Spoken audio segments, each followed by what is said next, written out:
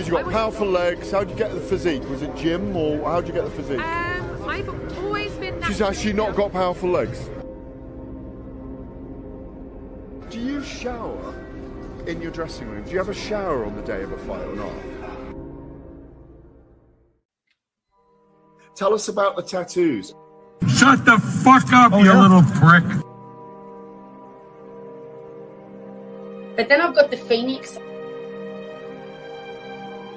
Hey, prick.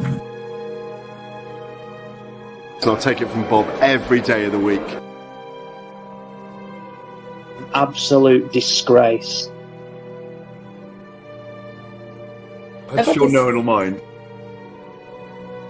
Move him out of here, there. Ricky Hatton didn't go over for his fighter because he risked getting abducted and sold into sexual I never said that. Both have been rape victims. I'm not watching Frank Buglioni live on Saturday night. You're out of your mind. Jesus Christ, get yourself a life. He's actually a priest. Yeah. It's because his brother John Fury eye gouged him. What have I told you all this time? He's going to end up sucked out, fucked out, looking for a handout. Boxing nutters messenger group. I'm gonna be the king. J-Pump. You know what I'm saying?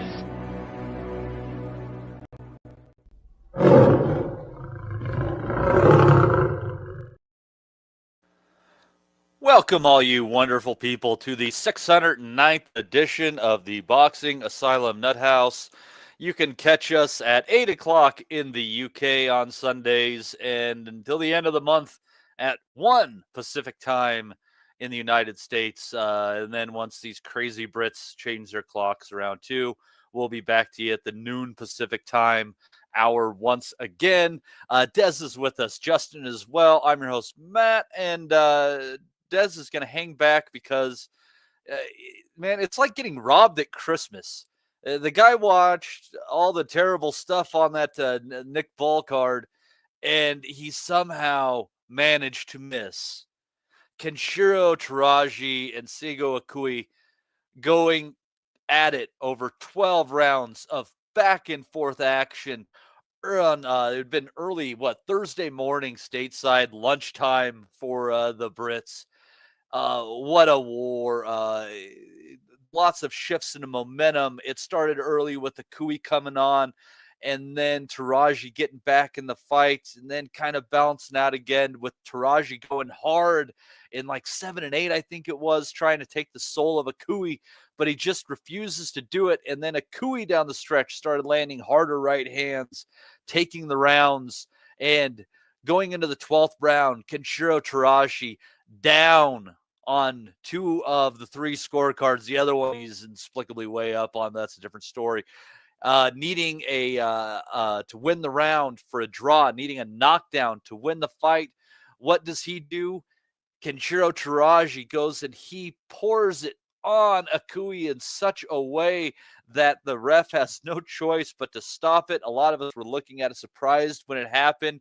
But following the fight, Akui had nothing left. He was just shooting blood. Probably one last uppercut from Teraji that finally finished it off. But in great style with the 12th round stoppage, these guys come in with their case for fight of the year. Kenshiro Teraji is now a unified champion at 112 pounds. He says he's moving up to 115.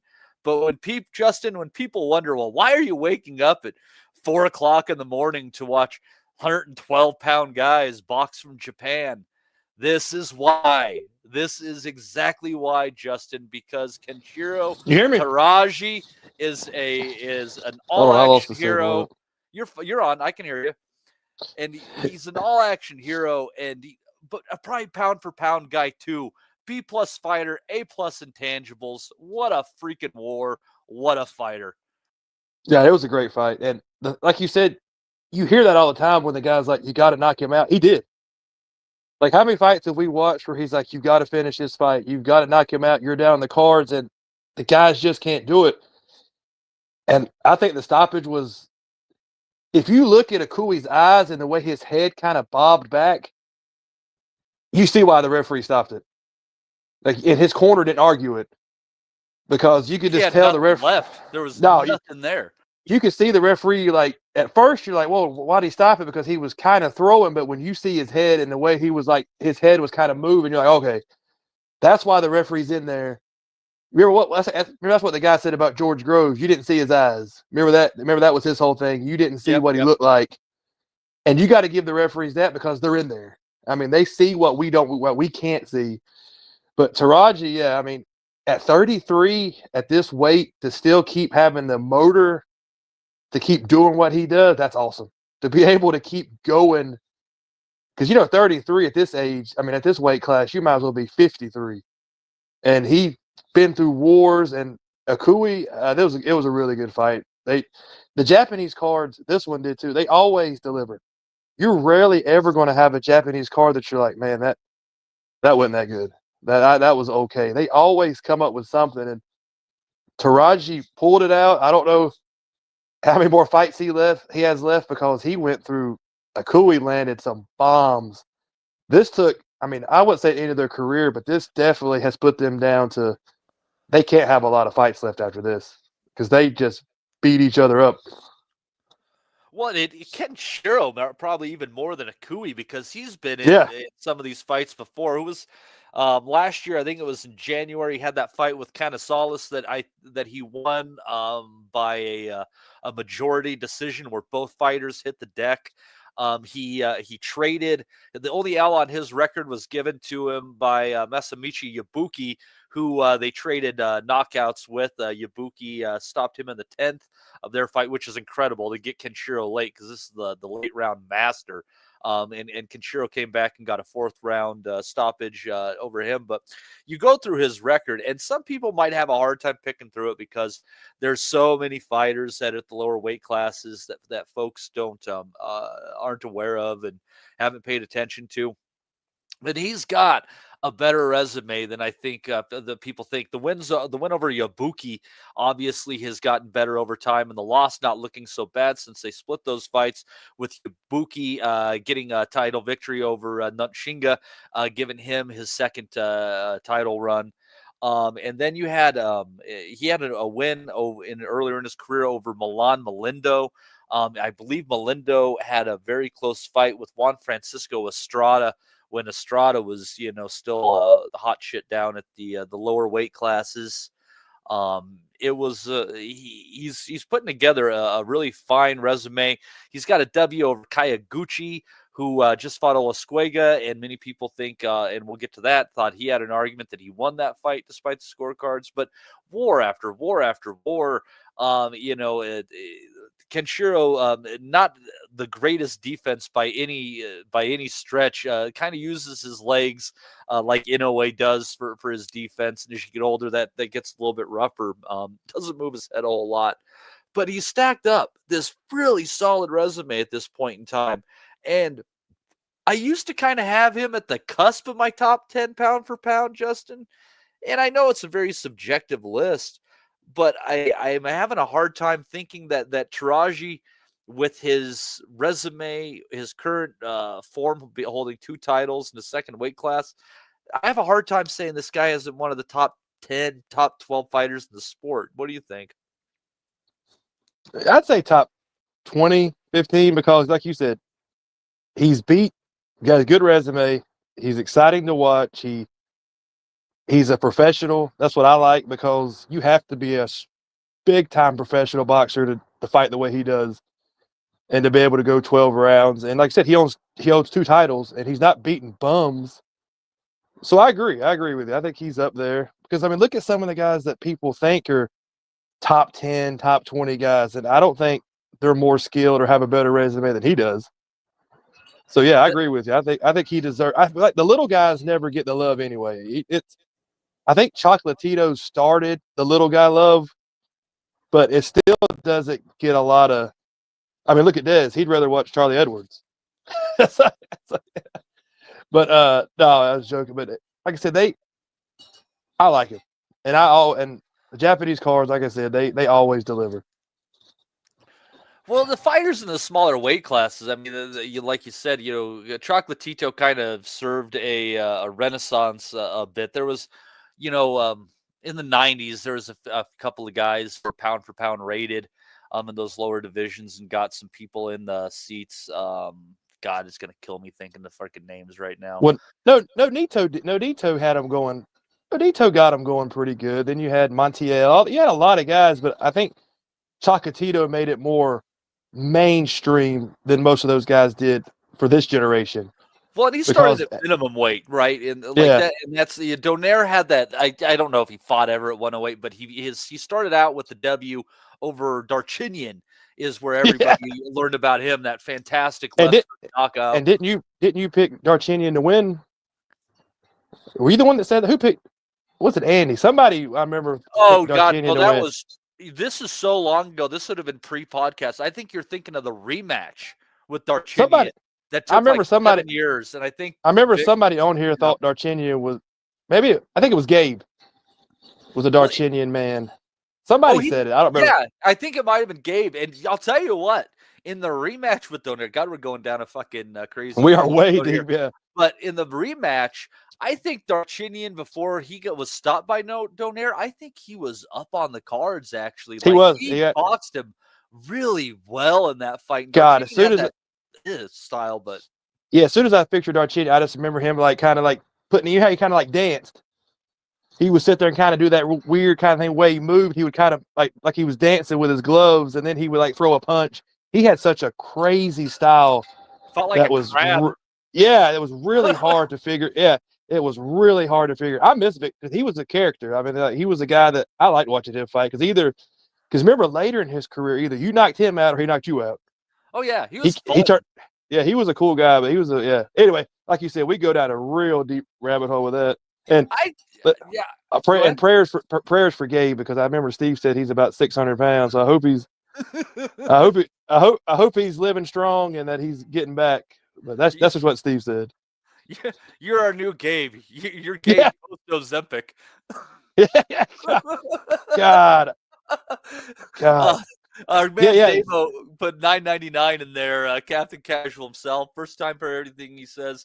I think a pre-pod donation. Keep the fire burning, chaps. The insights, knowledge, and opinion on here are simply second to none. You're damn right. Justin and I know everything, and Des knows almost as much as we do, and that's only because he doesn't watch as much crazy shit as we do. I got to give myself credit. Who the fuck's waking up at 4 o'clock in the morning to watch shit from Japan? This guy. This fucking guy. Most people, if they're getting up at 4 o'clock in the morning to watch 110-pound Japanese people, they're jerking off to Japanese porn with those little, those little 110-pound, Japanese women that blow over in a stiff breeze. No, I'm watching people punch each other in the face. Why? Because I like boxing and I'm not a pervert. Well, no, I take that back. I like boxing and I am a pervert, but boxing is more important than being a pervert. I like to throw out a lot of random comments on the WhatsApp group and stuff in here. Yeah. So we, when I was in college, we went downstairs. It was like 2:30 in the morning, and there was like a game room that you could watch TV on and stuff. So me and my buddy, we were drunk, and I don't even know how I got down the stairs, to be honest with you, but I remember this to this day. I don't remember a lot about college, but I remember this. And I was like, what the fuck are those guys watching? And I could hear the Japanese, but it was subtitled. I was like, what the hell? And I didn't know what anime was at this time. This was 20 years ago now.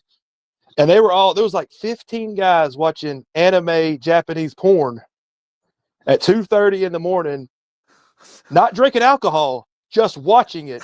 Just sitting there watching. just sitting there watching it. And I was like, what cartoons get fingered by fucking. Of course, I was so drunk, and I didn't care at that time.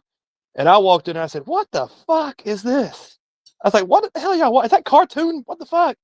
And they were all like, oh, you don't understand. And I said, I understand you're a bunch of fucking idiots. I said, this is 2:30 in the morning. I said, y'all should be at least, there's no alcohol. And then we sat there about 5 minutes and watched it because I got curious because I had to see what it was, then I left. So that's my uncomfortable 5 minutes of your life.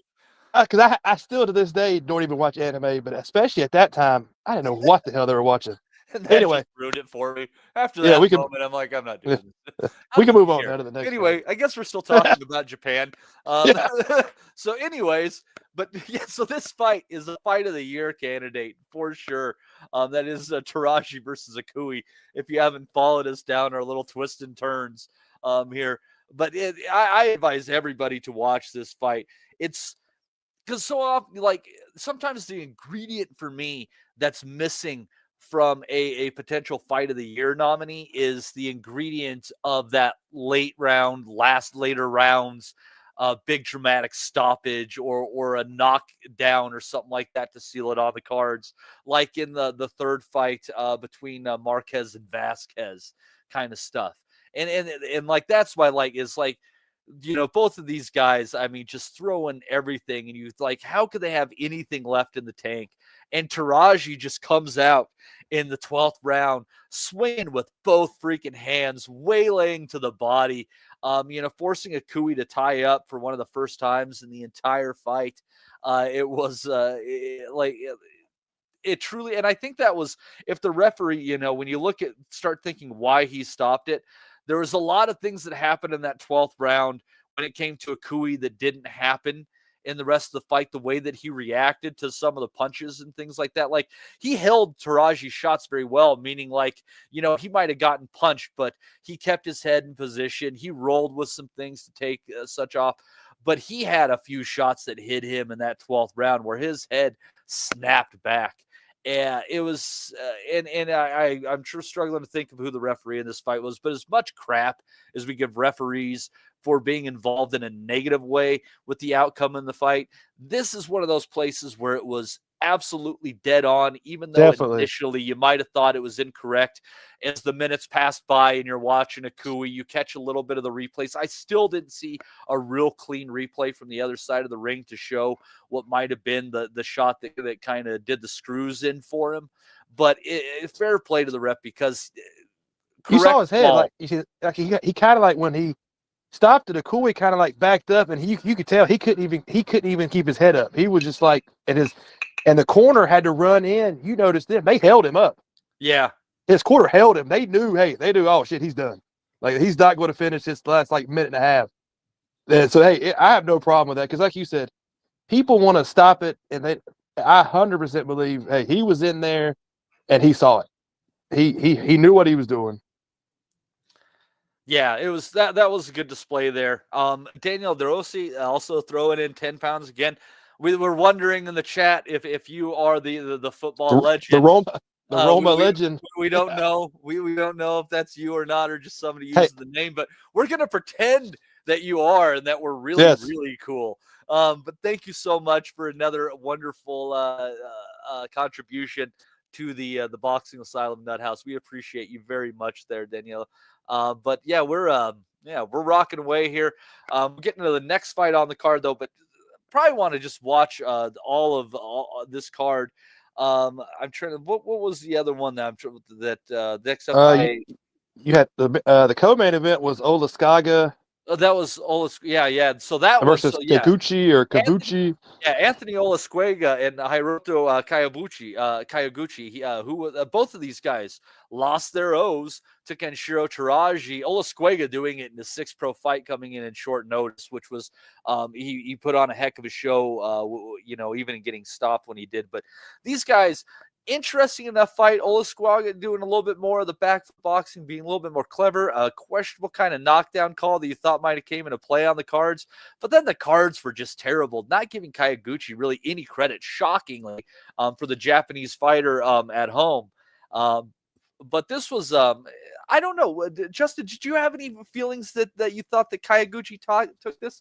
I thought that Olasquega still won. I could see maybe an argument for the draw, but I was more irked with the cards and not who they went to. Yeah, I thought Olasquega won. I scored it for him. I thought he did. I mean, I don't think he did anything like a lot more, but I think he did just a little bit more. I think he landed a little bit more.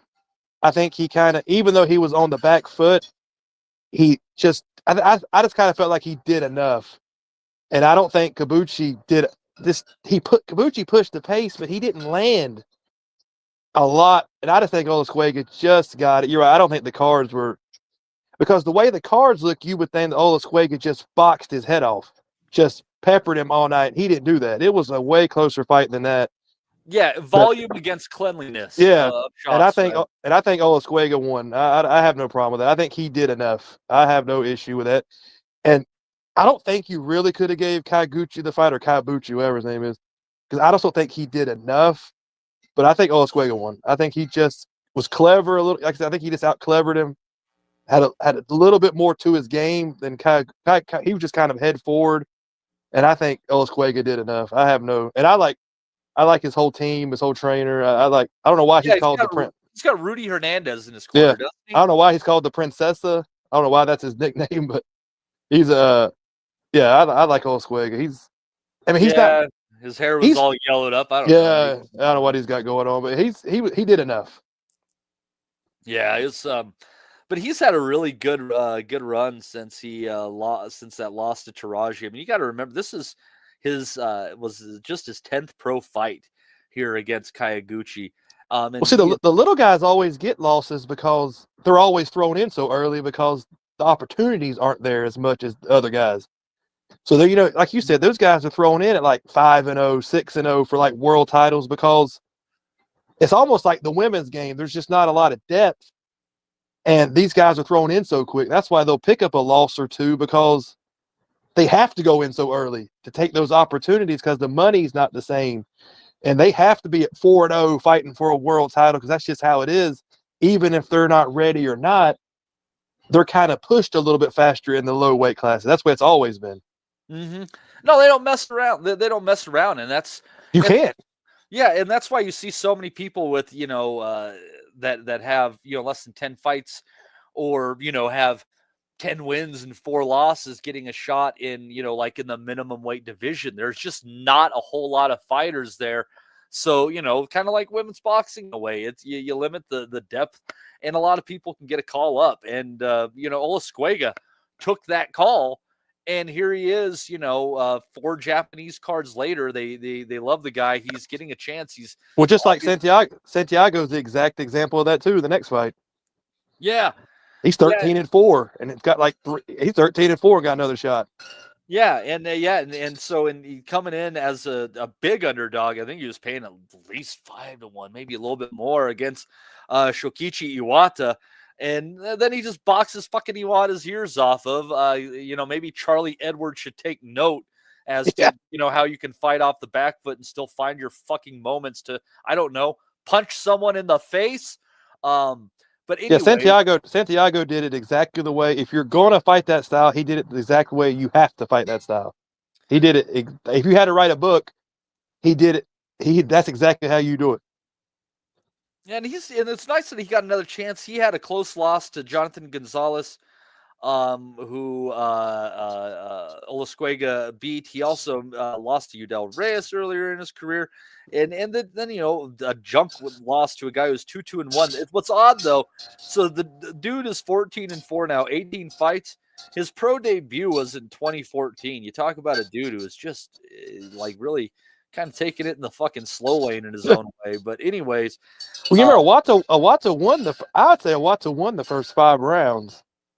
And then all of a sudden, when Santiago decided, hey, I'm not going to be able to face him face to face, because he hurt him. I think he hurt him in the 4th or the 5th, and then he changed his whole style. And then, like you said, completely dominated after that.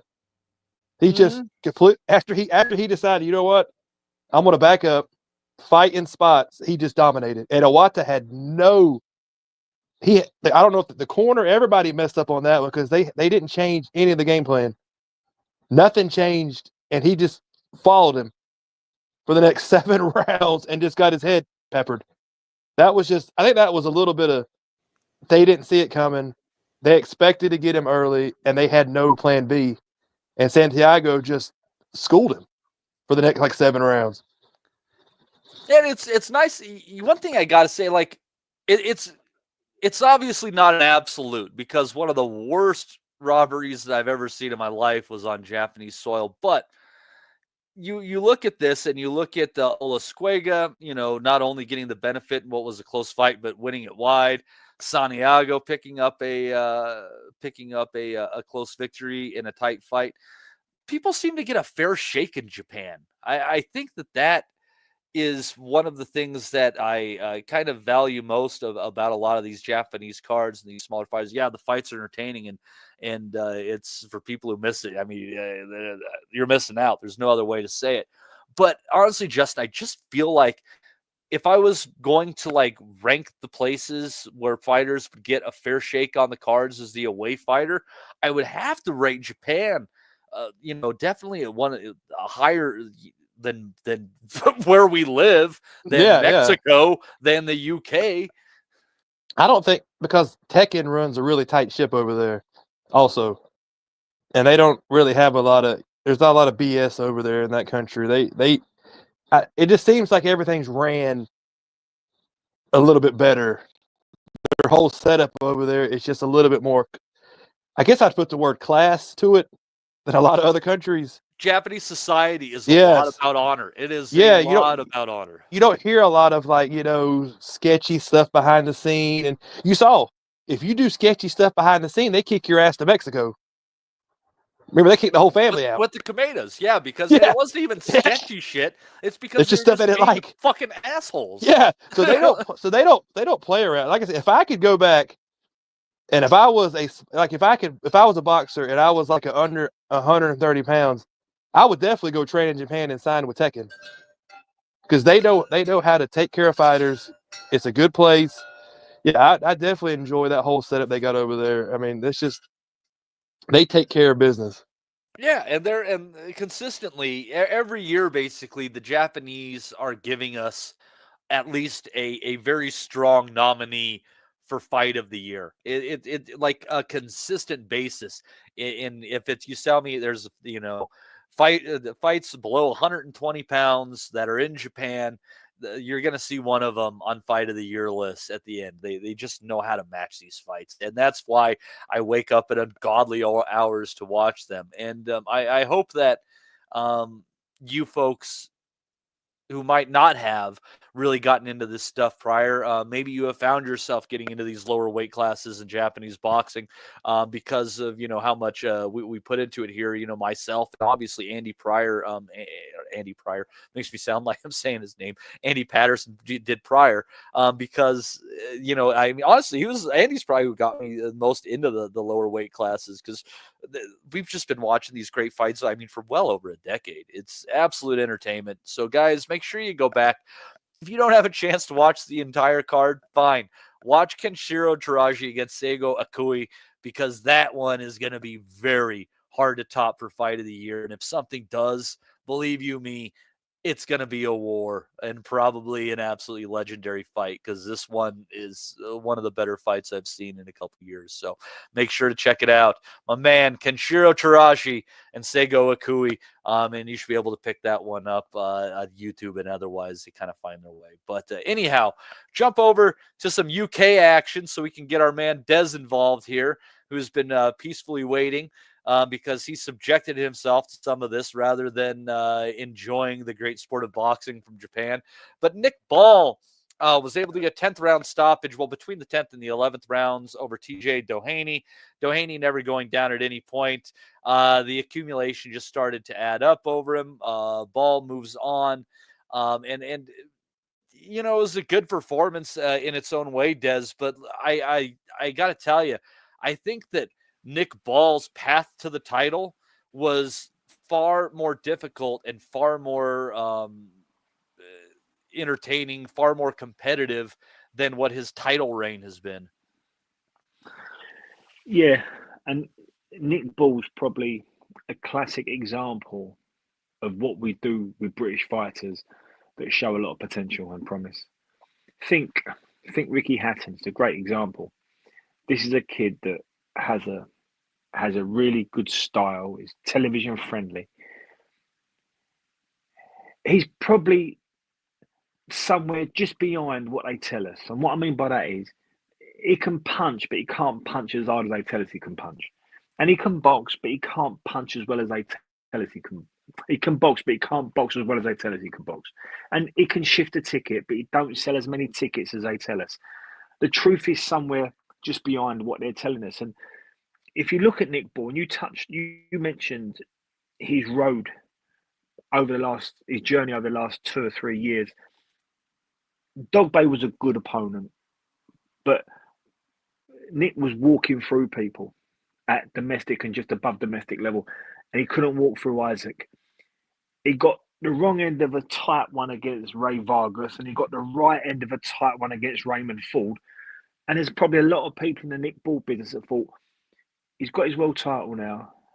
Let's bring him back. Let's harvest him, and let's see how he marinates over the next 2 years. And that's the process we're in now. And I didn't like the Ronnie Rios fight. I thought he was too available. I thought he was too easy to hit. I thought he was a bit predictable. And I think Doheny, they've brought him up from Super Bantam. They've brought him up from 122. Doheny's not a puncher. Loss. Yeah, I think he's lost 4 of the last 8, Doheny. So it was careful matchmaking. And they're going to do that now. And they're going to do pretty much what we do in British boxing. They're going to give us Ronnie Rios. They're going to give us Doheny, but they're going to keep promising us Inoue. And that's going to be the cherry on the cake. I think Nick Ball's a long way off Inoue. Like I said, against Ronnie Rios, he showed me he was too available.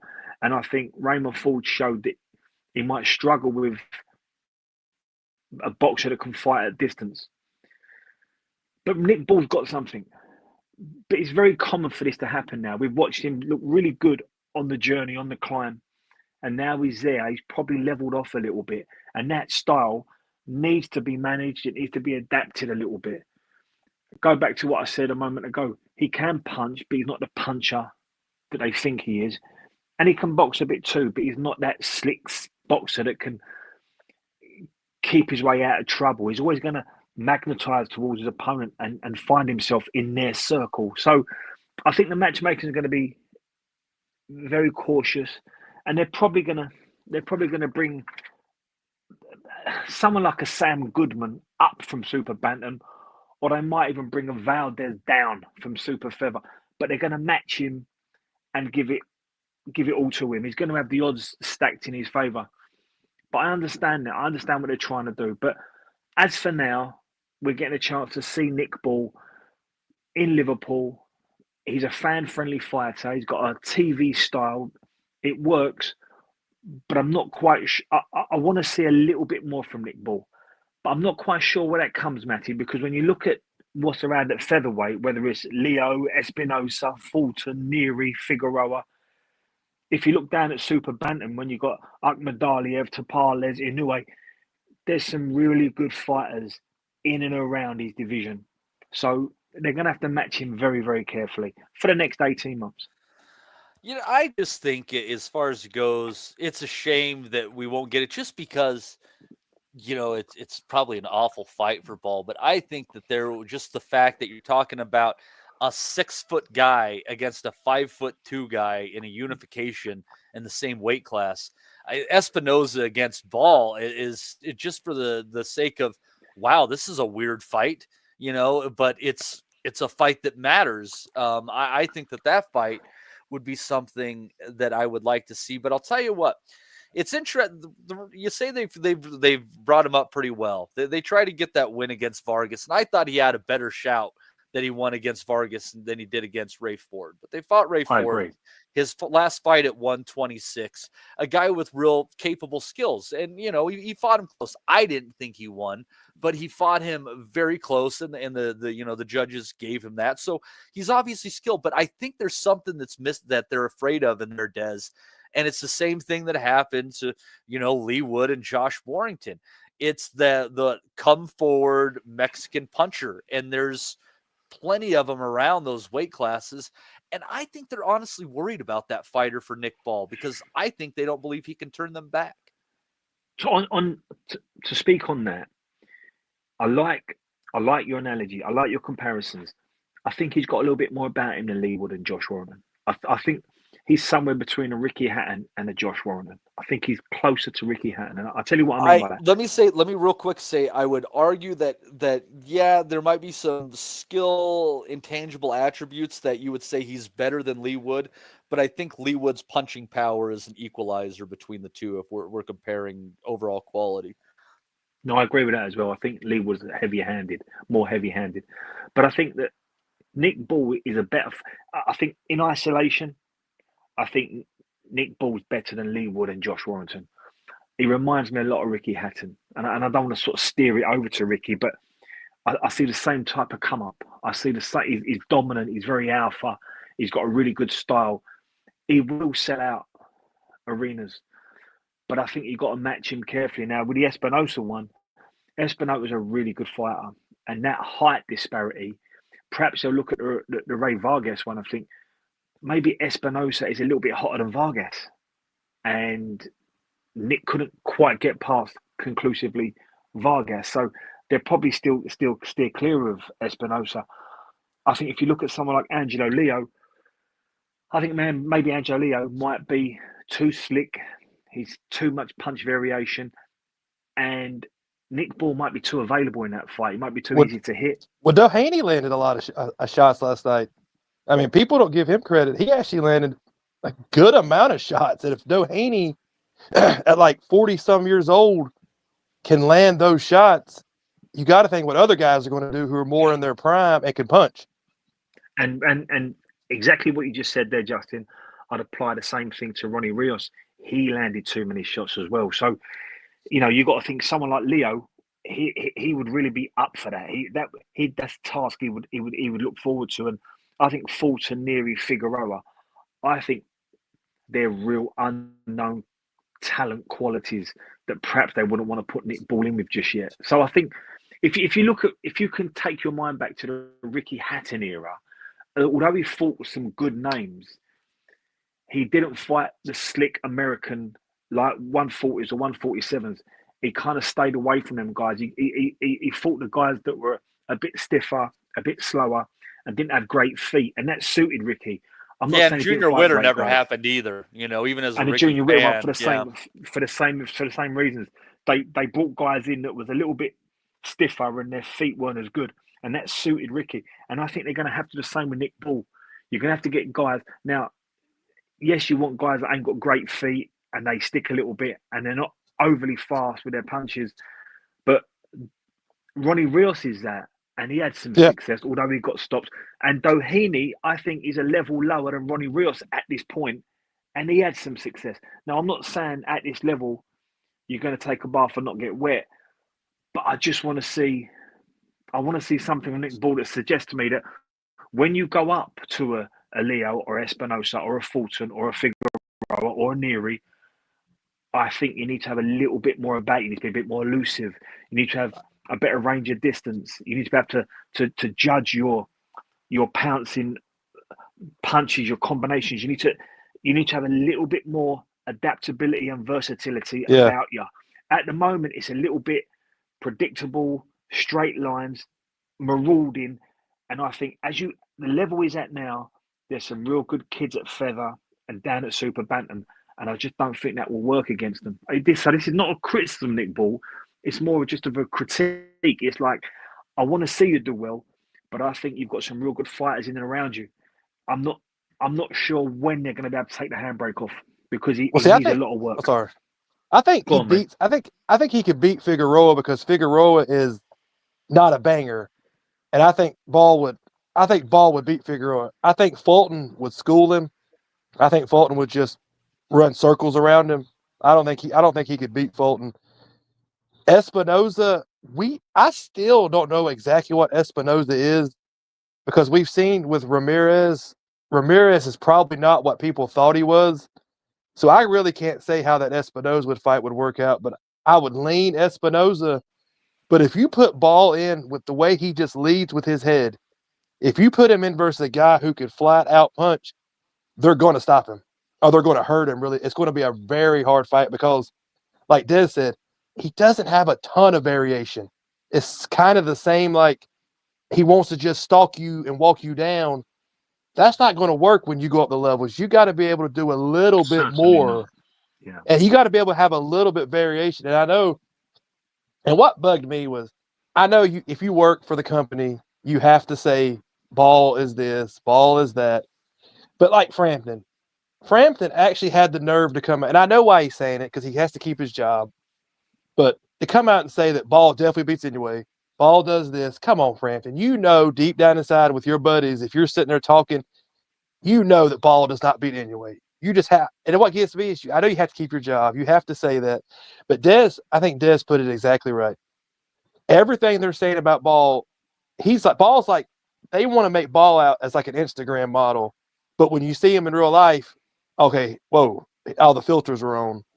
That's what ball, Matt, you know what I'm talking about? That's what ball is. He's like a model with the filters on, but when you actually see it, you're like, okay, he's good. He's a tough kid. I'm going to watch every fight he's in because you know it's going to be entertaining. But you're just trying to sell it to the casuals of like, hey, this is what this guy can do. Inoue will absolutely rip his face off. Like, he will hurt him. He will hurt Nick Ball. Nick Ball is tough enough. He'll last about 5-7 rounds because you know how Inoue is. He likes to get a measure. He likes to kind of see where the guy's at. And then he is going to take Ball's soul and just rip it out of his body. But like Des said, that's going to be a cash out fight. They're not going for Inoue within the next year, 18. That's going to be a cash out fight if it ever happens, because you don't kill the cash cow. You don't kill it now. I will say this. Frank Warren's got really good form for picking it just right.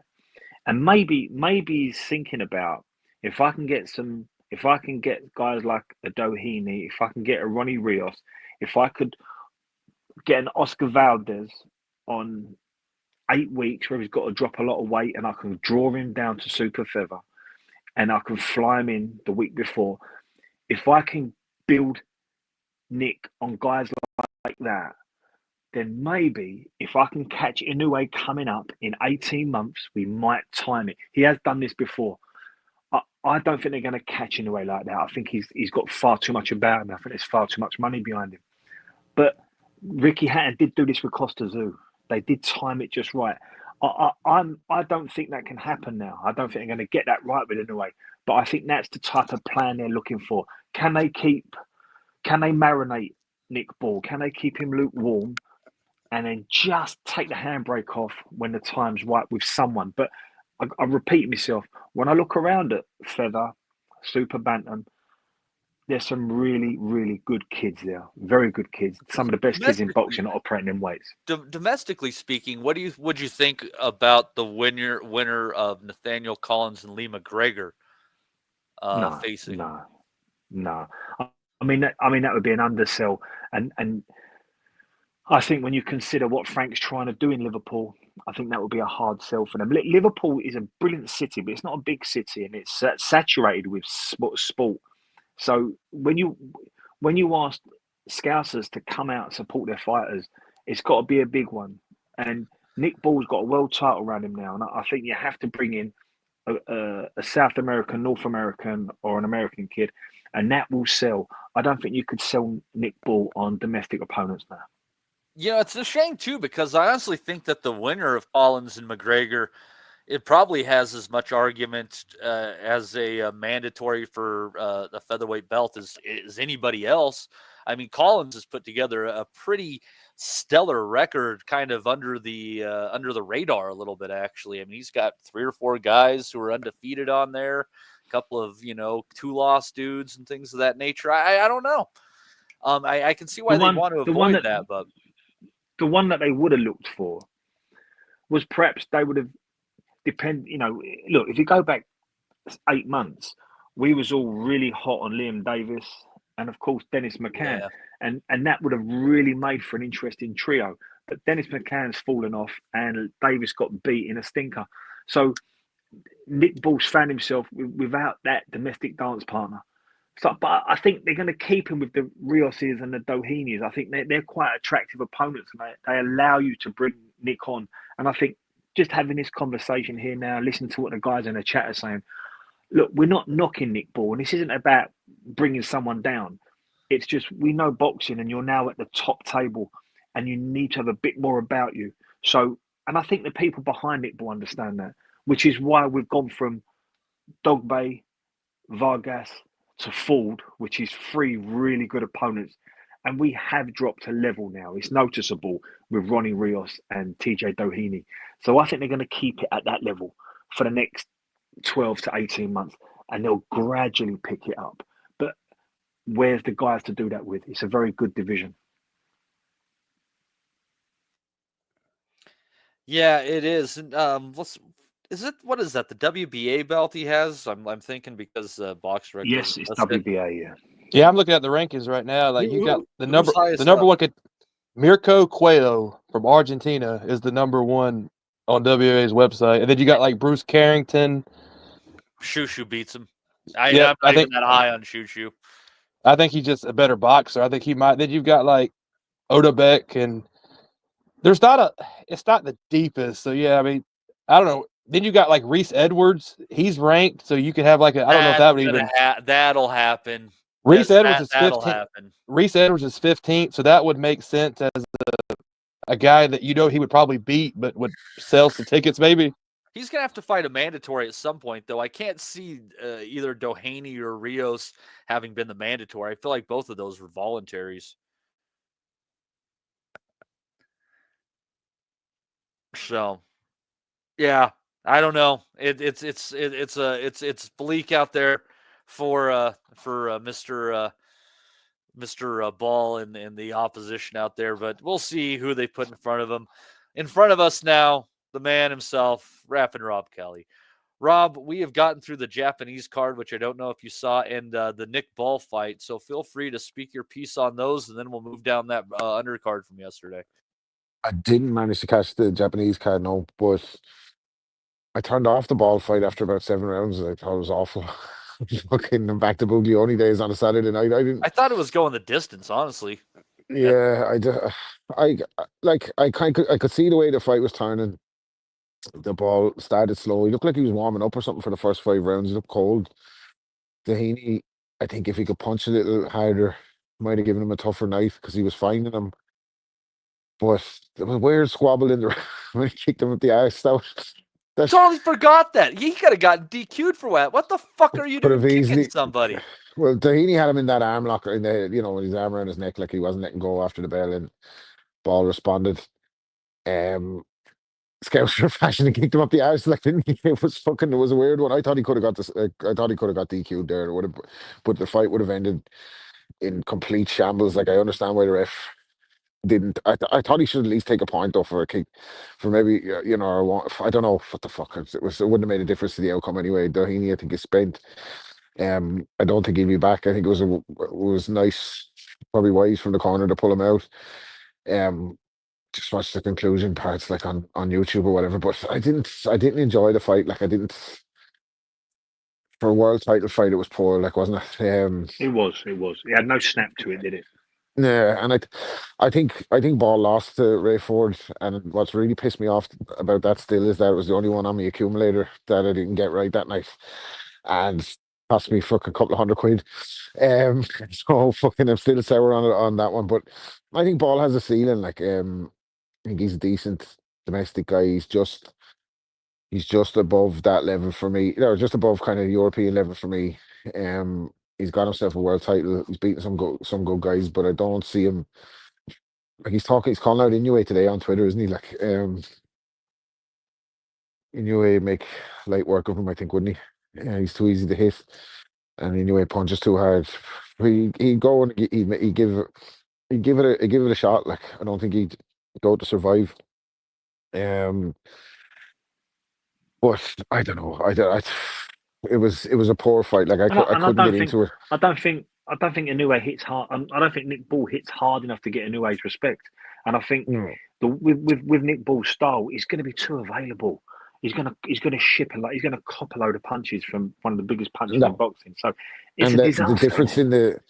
The difference in there's so, like, you're comparing a fucking Fiat to a fucking Ferrari, really, aren't you? Like, it's Inoue has everything. He has the footwork, he has the technique, he has the power, seems to have a good chin. Like, fucking it was taking a puncher of the caliber of Donaire to get his attention, even that way. So I don't think Ball would have anything to put a dent in him. And his head's just going to be on the line, so it's going to be a short work. Anyway, make short work of him. I think he could fucking stop him a number of ways, either to the body or to the head, like he does with other guys. So I think he put him where he wants him as well. So I just really, I was a bit flat watching it. I couldn't get into it. The ball looked like he wasn't getting going till about 5 rounds. Tahini was confusing him. Southpaw, low lead hand, fighting in spurts, and it just wasn't. Maybe we've been spoiled a little bit recently with the big cards and all the good fights on one night, but if I'm turning off a fight after 5 rounds, that's kind of telling you what I think of it. Justin and I were spoiled because we watched the Japanese card. Great bunch of lads. How did that go? Fucking great. Fight of the Year nominee.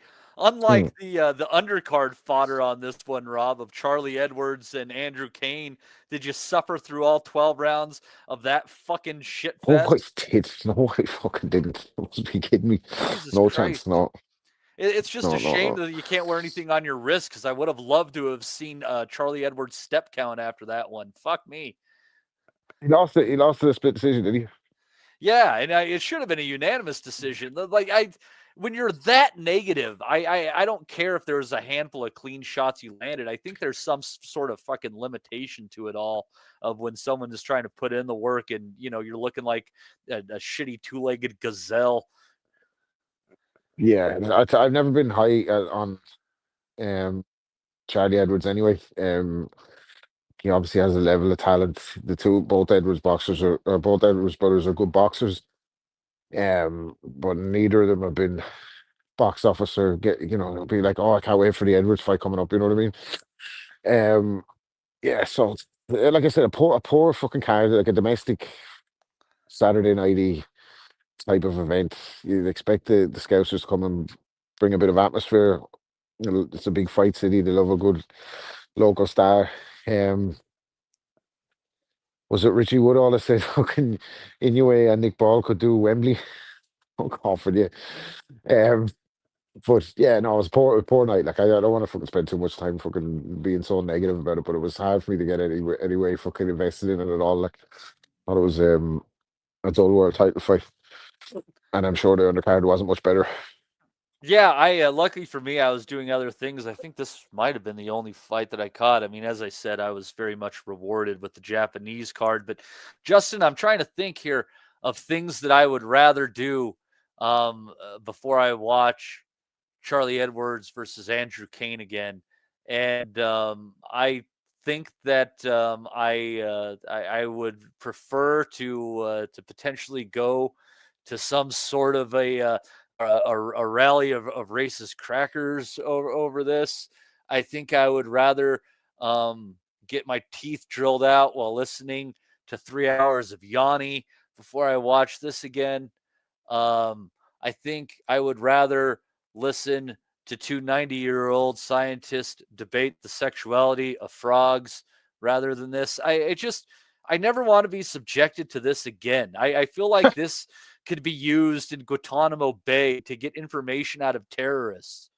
We actually had a rally of racist crackers yesterday.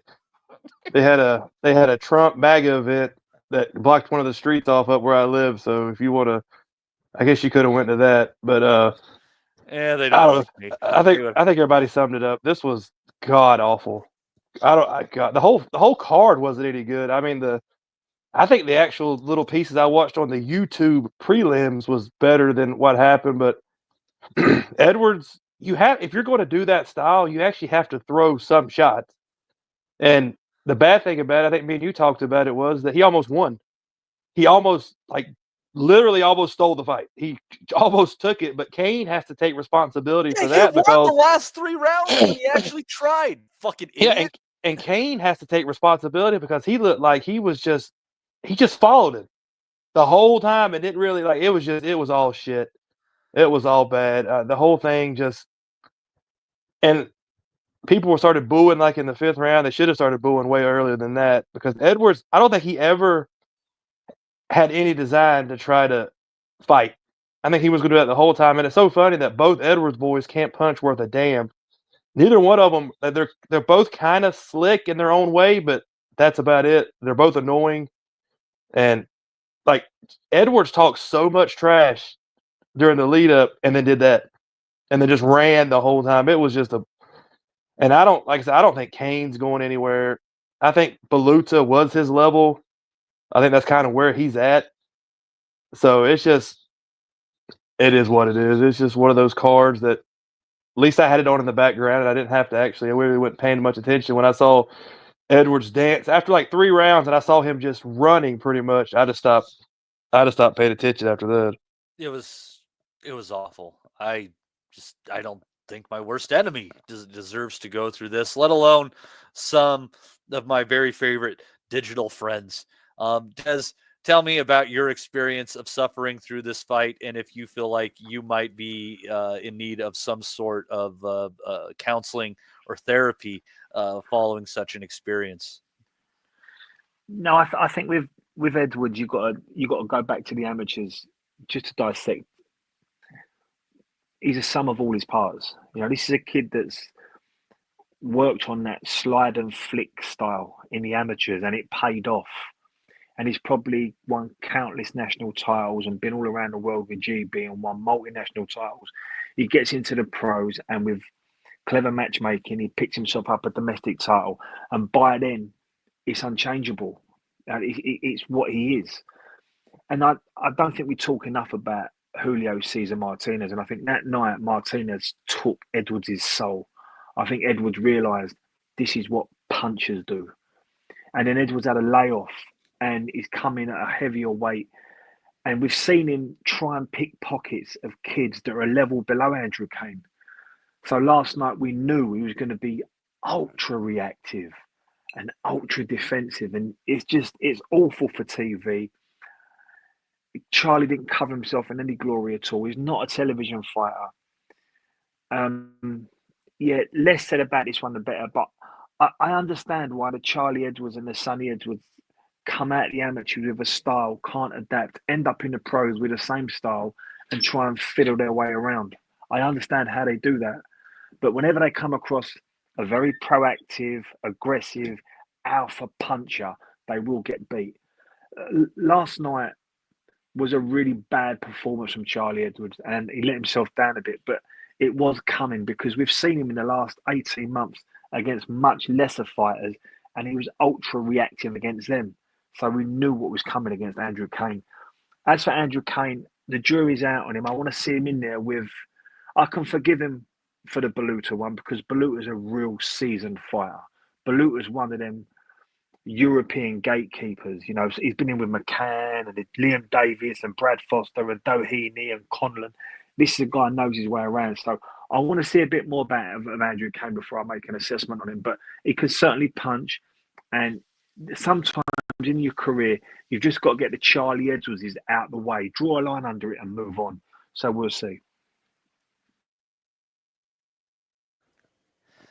Yeah, we shall see. And lucky for me, either I forgot the rest or I wasn't here to see the rest of that undercard. Justin, you're pretty faithful in working your way through these entire monstrosities of cards. But I guess there was a few decent fights on paper on there. Beluta and Strand. Beluta actually the favorite going into that one. Picked up the W. What'd you think of that one? I think Beluta won. I know Strand and them. I think the knockdown was the argument in that fight. Was it a real knockdown? And it was close. But like Des said, Beluta he's going to find you out. If you're missing something, he's going to find it. And I think Strand is not a great puncher. He does some little things well, but Beluta is just so relentless and just stays on you and doesn't stop. And Strand had a hard time. He didn't punch hard enough to keep Beluta off. So I think Beluta won. I scored it for Beluta. I thought he would. So Strand can sit there and say, his career's not over, but he's probably like, I guess y'all would say over there, like area level. He's probably not even British level. because McCann. I think it was McCann. I think Des would know. I think McCann's the one that beat him up, like knocked him out early, and then Beluda he's at a level, and it's not this. He's probably Arias somewhere in there, and he'll probably end up being an opponent for future prospects down the road. And there's nothing wrong with that, but you got to give it to Beluda. The man shows up in shape, ready to go, and he'll fight anybody. He don't care. He's with all the countries. He goes anywhere to fight. And so yeah, he won some kind of random European W. I don't know what the hell he won, some kind of random shit. But hey, good on him. He'll get another fight. He'll fight another prospect. He might get the Kane rematch. He'll get another shot. Nope, they're going to put Beluda in there again because you know what you're getting with him. You know, you got to think that the living he's making out of this after being, born in, just barely post-communism Romania, he's got to be having a great time, and living how he's doing it. This has got to be fucking fantastic for him. So, and he's one of those guys. Des Beluda's one of those guys because he's on cards so often. He's one of those guys who could get a call for a bigger fight on short notice, honestly. Just because he's active and he's there on the card. Well, you have to ask yourself, if you're Brad Strand and the people behind Brad Strand, like his training team, you probably got to ask yourself, what have I done to deserve this? Because Brad's not a puncher, and Brad's probably a kid that do well to win a British title. And this is a card built on Scouse fighters all selling tickets and selling out an arena, an arena. And Brad's probably thinking, well, this would be a nice one for me to get a win under my belt and look good in front of my home crowd and on TV. But Beluta's not going to make you look good. And you're right what you're saying. Beluta's that kid that when you bring him in, you can't be off it. And we've all had fights like Brad had last night where in your head you think you won. But in reality, every argument you've got to say you won, so's the other kid, because there was nothing in it. And you did what he did, and you played into his hands, and you never once took control. You never created a move. You never owned that ring for large spells during that fight. So you kind of played his game, and that's what Beluta's good at. And he's a world-class operator at doing that because he's been with some really good kids. I'm not saying he's a world-class fighter, but he really knows how to play that game. And it was really interesting because I always say, when a fight's over, just look at fighters' faces. They know. And if you look to them two kids, when the final bell went, Brad Strand and his whole team were flat. And Beluta and his whole team, they was up on their toes, cheering, smiling. They knew they had it. Fighters know, especially when you're in there. Beluta knew he had that last night. No complaints at all. But Brad has to do something a bit different. He has to work harder. He has to have a better defense. He has to be so sure with his jab because he's not a puncher. And I don't know if he's had 2 or 3 losses now, but he's losing to kids that are at British level or slightly above British level, somewhere between British and European. So what we know now, that with this Nick Ball thing and Jack Turner looked good last night, there's going to be a little bit of a push in Liverpool. For Brad to be part of that, he's got to be very assertive and very sure about how he wants to box. And last night probably shows Brad how not to get drawn into a fight that don't suit you. You know what you like about Beluta is that he's the poster boy of you don't have to win a world title. You don't have to, you could have an incredible career and just do what he does.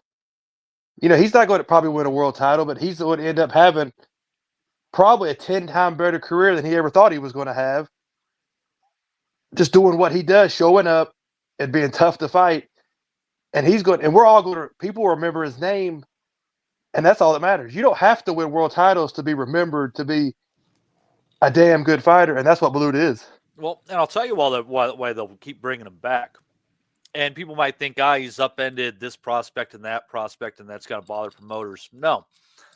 What these promoters want is someone like Beluta, who is a true barometer of whether a fighter is capable of going up the next levels and putting more resources behind. Having a fighter like Beluta available to you is basically invaluable as a promoter when you're looking at your future investments in a fighter. What do you think about that thought, Des?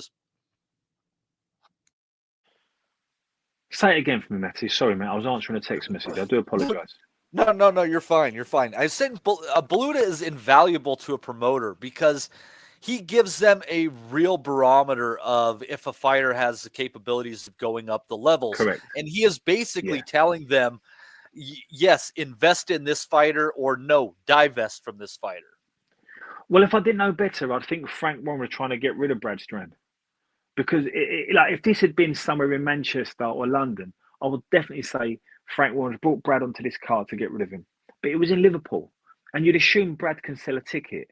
Liverpool's a small city, so you'd think that Frank was like, I've got 5 or 6 Scouse lads, all at a good level, building up to a Nick Ball. You know, I want to push these kids.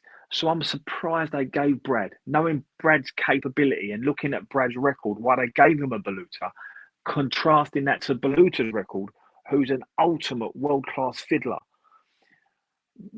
British boxing has, for the last 25 years, has always had the Belutas. And it used to be a guy called Philip Fondue, used to bring guys over. And he brought us over Yuri Romanov, who you'd put in the mix. And if you wasn't at it, Romanov would beat you.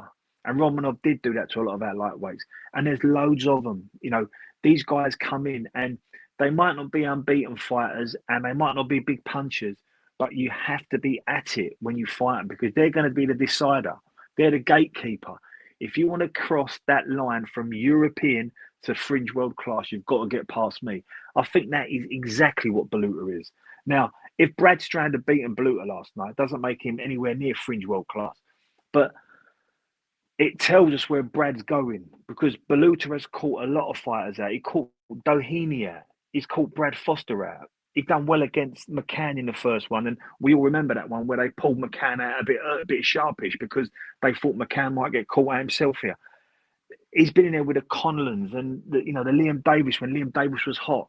So it was a hard fight for Brad.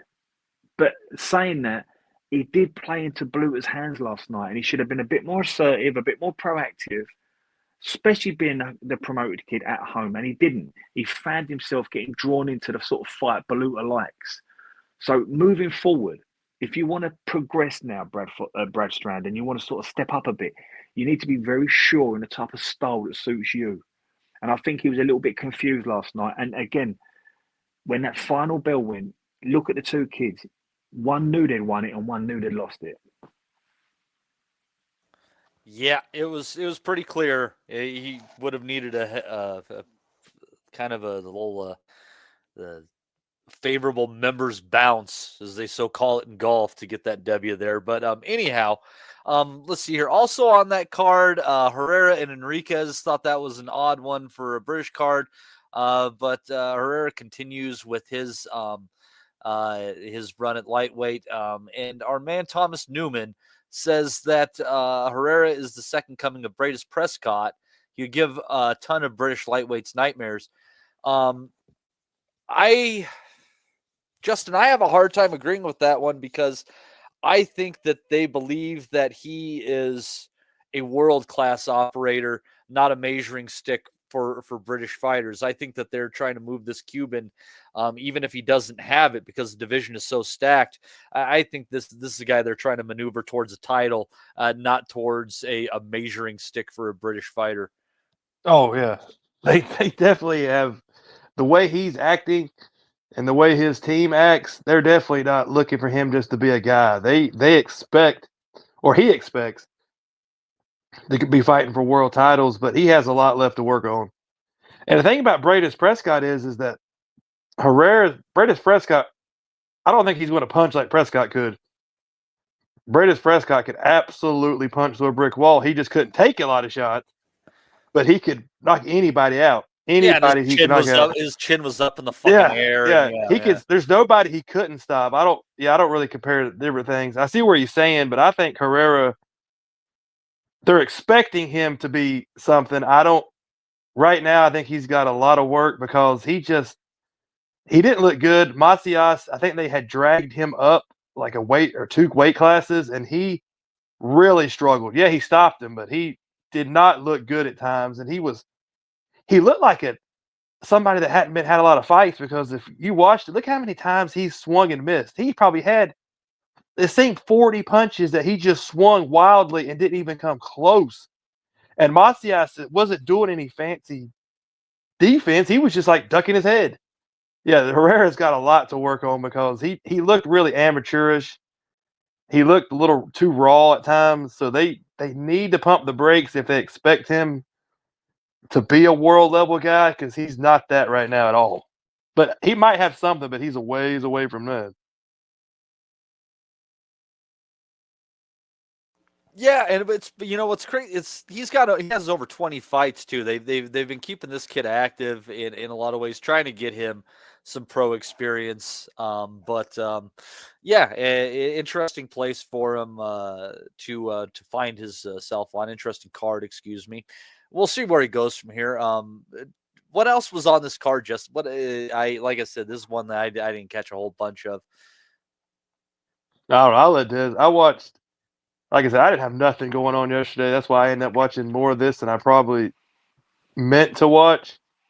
But I think the Virtual Boys, I think Des knows more about them than I do. They look interesting. I think the younger one was like the team captain for the the GB team, and his older brother. They look like they might have something. I know they're going to start slow with them, but they looked interesting. That heavyweight, I think he's trained by somebody big.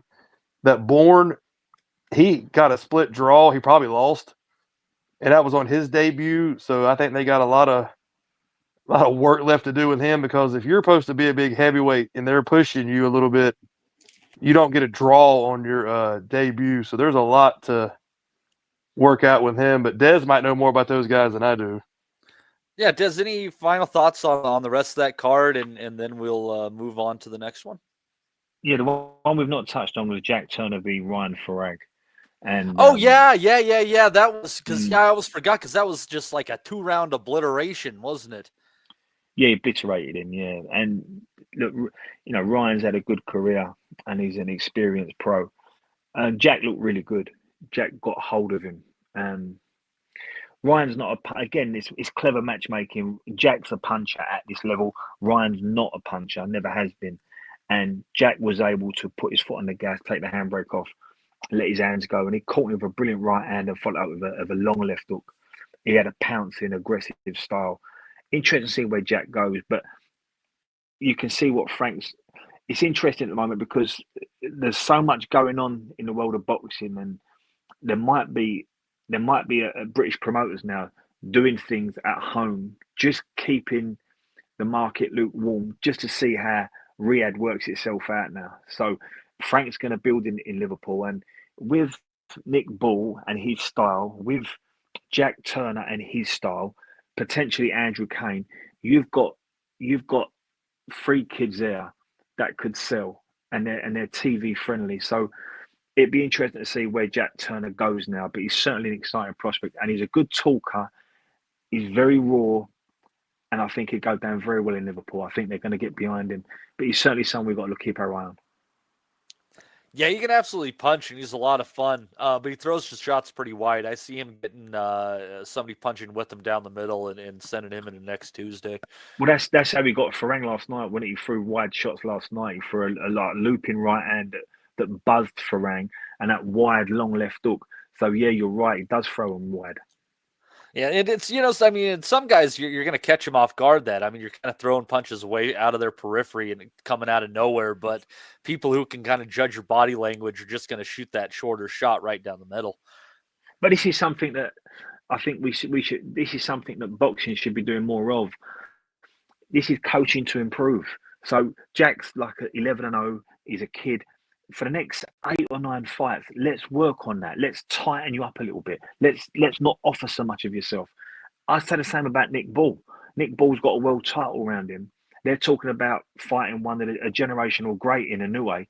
And I'm thinking, just put the handbrake on a little bit, because he's got so much to improve on. He needs to work on his feet, and he's not the puncher who says he is. So he's got to work on how to get around a style that's half figuring him out.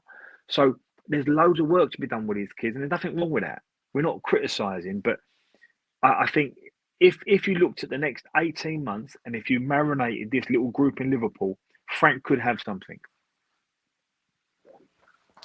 Yeah, and I'll tell you, a nice little segue actually coming out of that. If you look at the way that he finished Ryan Farrak with those wide shots, if you want to go to an old pro who knows how to throw his combinations tight to finish somebody off, even if he had a stoppage in some time, that's how Keith Thurman looked in stopping Brock Jarvis in Australia.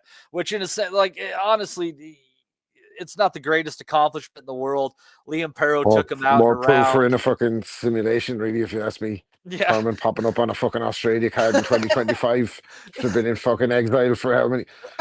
Fucking big disappointment. Keith Thurman is. I've spoken about it many times. Like a massive disappointment. Like.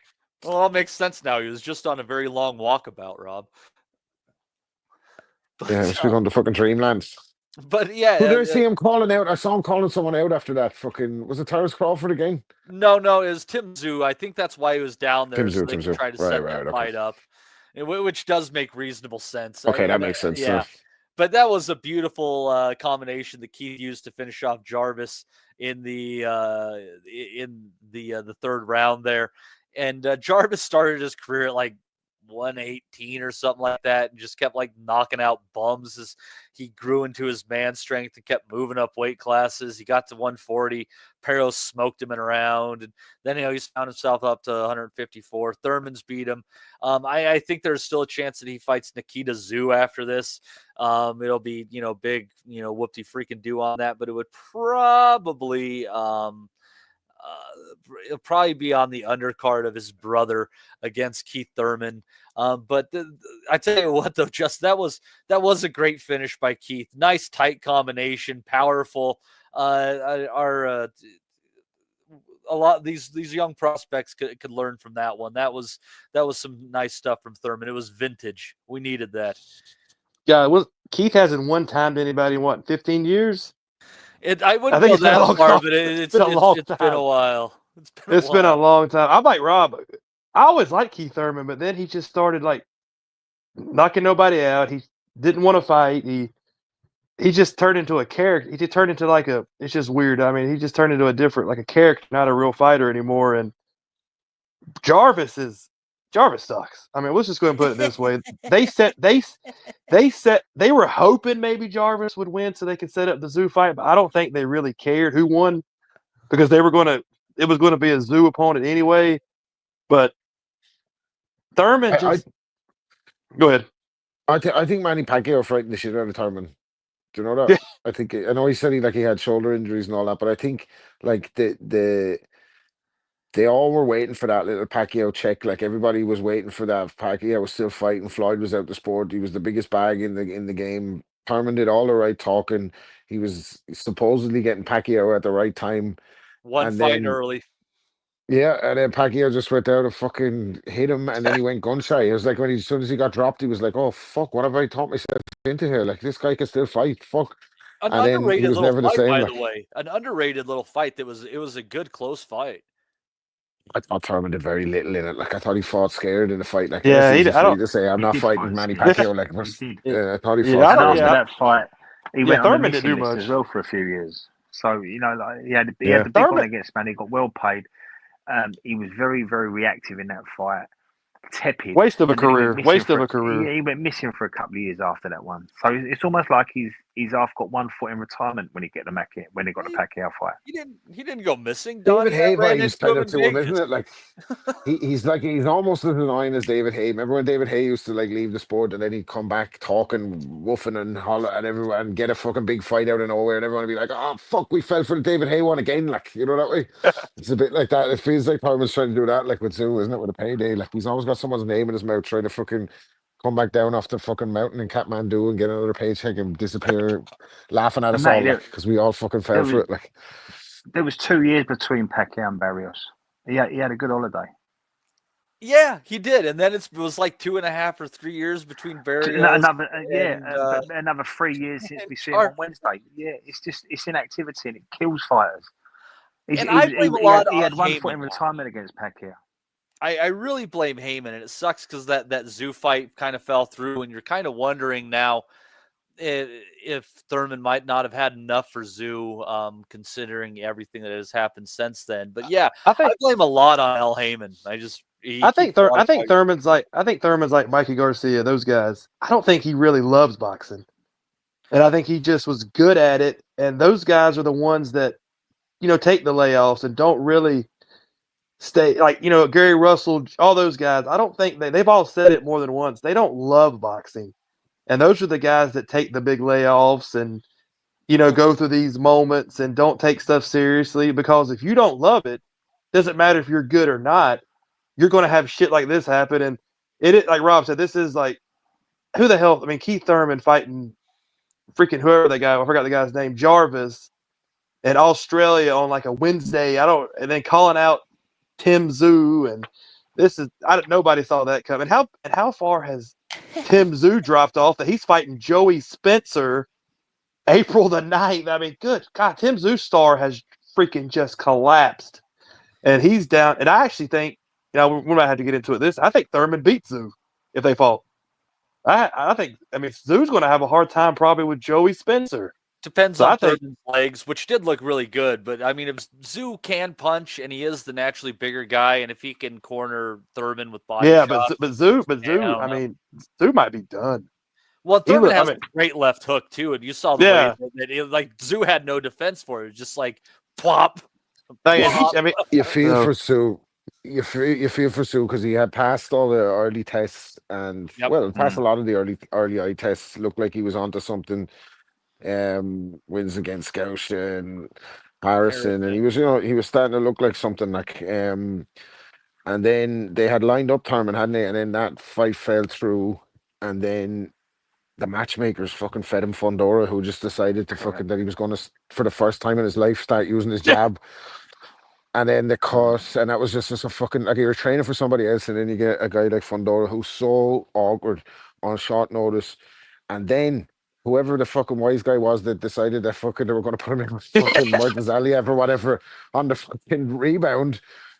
And Zoo needs to he needs to fire his guys that are matchmaking him because they're fucking hard. They killed it. They killed him. Like he was on the trajectory. He was making his debut, I think, on fucking Prime in America.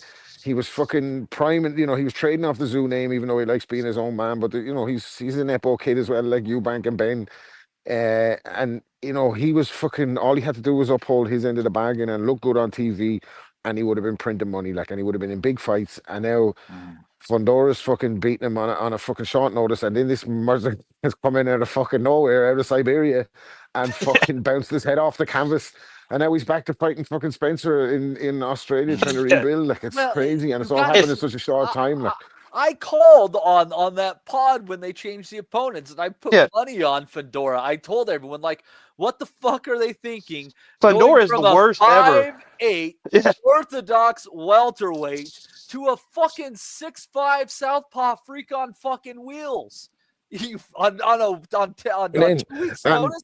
Fuck the and then fuck 2 weeks, off. and then on top of that, you look at him even on the 2 weeks, and you think, cool, he's going to stand right here and have it with me. I can get inside on him. Like every other time you watch Fundora, he fought on the inside. I used to get so frustrated watching him. I used to talk and crack up on the pod, and like, this guy's fucking 8 foot tall. Like, why can't he pump some fucking jab out? Like, he wants to fight inside like a small fighter. And on that night, he decided he was going to fucking put in his best performance of all time. And fucking stick the jab on Tim Zoo all night and just give him a hellish night. Like, and then, you suppose he's got question marks. He's doubting himself for fucking maybe they carry on to the next fight, and he gets hit with such power and ferocity in the next fight. You're like, this has been a quick turnaround, hasn't it? Like, it's literally one of those a few moments later memes. Like, Rob, but I think saying that, there was always the questions on how good he was, isn't there? Yeah, Rob, I think it's easily fixed as well. If Tszyu has a really good 2025. Martazaliev has a brilliant 2025. I think all is forgiven because I think Martazaliev will go on to become a very, very good fighter. He reminds me I remind him a lot of when they brought Kovalev over to fight Cleverly. You think, all right, you can now be forgiven because we've now seen what a good fighter he is. So it's just about Tszyu getting a couple of wins under his belt, looking good again. We'll see Martazaliev go and crack on. And then this time next year, Tszyu might be back in the frame, but he has got some rebuilding to do. Murtazaliev against Bahuchik is like one of my top Brilliant 5 fight, fights yeah. I would like to see, just because that would be, if there's any fight that on paper I think would compete with Teraji Akui for fight of the year, it would be Murtazaliev and Bahuchik, honestly. But you got to think, those Zeus people, where did they think that Martazaliev was going to be the guy to pick? A guy that you can't budge with a shot, who's like a freaking rock, who comes right at you like a tank, and that's the guy that we want to rebuild after a tough fight. Justin, It makes no sense. Justin, I'm convinced. I'm convinced that they've had some Costa Zoo. They've had some spies in Russia that thought Martazaliev is the right one to pick. It's no different when they brought Kovalev over for Nathan Cleverly. I think that was a voluntary. Yeah, exactly. As well. That was It's exactly no the same different. thing. People, look, like boxing's a funny sport. Like the reason they took the Mendoza fight was because they watched. The reason they took the Fundora fight was they watched Brian Mendoza clip him, and they thought, now we've got him ready to go now. But things can change quick in boxing. And I just think they got fed the wrong information a couple of times, but it's just one after the other, and it's left his career in tatters. But this and there is seems easy. to be a lot of guys in the wings as well who are relying on Tim Tszyu to get paid, and they still want to get paid. They don't give a fuck who he fights necessarily. You know what I mean? There's lots of outside interest all the time in the fighters. You've got to chuck all that into the pot as well. And it's like you think, wow, like we was flying and we was going at such a lovely pace, and then 2 wrong moves. And again, when you see the way Mendoza clipped Fundora, you thought, well, Tszyu's got that in him. You can do the same. And then if you've got the wrong information out of Russia about Martazaliev, he's not training properly, or he's ready to go, or he's been dropped in sparring, you think, yeah, this will do us. But you just realise you've been told lies. It's the wrong information, or the right kid turned up. That's how easy it is. But Tszyu can turn this around, but he's got to have a really good 2025. And it'd be nice if Spencer's the right guy, though. does a good 2025. Yeah, Spencer's the right. Spencer's the right guy. They should have picked after Fundora. This is the guy he'll look good against, and like you said, kind of get him back on track, because Spencer doesn't offer anything that, unless Tszyu is completely washed, he should beat Joey Spencer and look pretty good doing it. Well, not even so much washed is that he has just lost all faith in his abilities and he can't fight with confidence. Like, the reason that he got whacked by Murtazaliev is because he is Murtazaliev, like you said. I mean, he's a brick shithouse. He's not gonna let a guy like Tszyu get ahead of steam and push him back, which is how Tszyu is able to win a fight. If you are a really good boxer who can turn corners on him and blunt those efforts, Tszyu's going to have a hard night. If you're a big physical guy who can throw a punch and take a punch, Tszyu's going to have a hard night, because he requires that forward momentum to be who he is. I think there's legitimate question marks always about. We didn't really know how good he was. He was being the matchmaker was good at the early stages. He beat some guys he was kind of supposed to beat if he was who they were saying he was, like, or who he was saying he was. But now it feels like maybe the cash out is not there for him. That way, if they'd built him slowly in America, provided the Charlos were active, you would imagine that they would have ended up in a big money fight over there in America, headlining. Like, but now, how do you cash him out? Like, you have to bring him back to Australia, fight this Spencer character, and bring Keith Thurman, who's a name, to come to Australia to fight him. That way that fight does nothing in America, holds no value. So how do you cash him out now? I think I think that there's always been questions over how good he actually is, that way, when you see him in with real guys. Like, so now you see him in with 2 back-to-back, and he's come up short. Like, where does he go? That way. So yeah, this is a good rebuild fight for him, but I'd say the next fight is like an optical cash grab, which is the Keith Thurman fight, like, in Australia. Yeah. And also, Charlo was one of the guys they tried to get. Charlo would have pieced him up. Look at it, like, if you kind of look at how things are going, I definitely think Charlo would have definitely beat him. And so that would have been a good choice. Yeah, there's a handful of fighters that that's a tough thing, because if you have concerns about his ability to cut off the ring and deal with a really good boxer, there's some people off the table. And if you have concerns about punchers there was who Errol won't let him Spence push talk, back, wasn't there? There was Errol Spence talk. There was Crawford talk. There was all this talk for Zoo. You have to say that, well, whatever about what version of Spence is left, but Crawford would have killed him. Like it wouldn't have been nice. Like, but yeah, like I said, it's interesting to see now. Like, there's another Zoo kid as well, isn't there? Nikita, yeah. How's he progressing? He's not as good as Tim. Oh, well, fuck that. I couldn't be bothered then. But I'll tell you what, Rob, and I mean, and Eamon Khan's with us here. I've caught a few Nikita Zoo fights, and I don't think that a single one of them has been boring. The guy is in slugfest. No, he's more exciting than Tim is. I mean, he'll give you something to watch. I mean, like you said, he's not that good, but he's going to fight. So he's got a different style that's it's fun to watch. But he's got a level. But like Matt just said, he's fun to watch.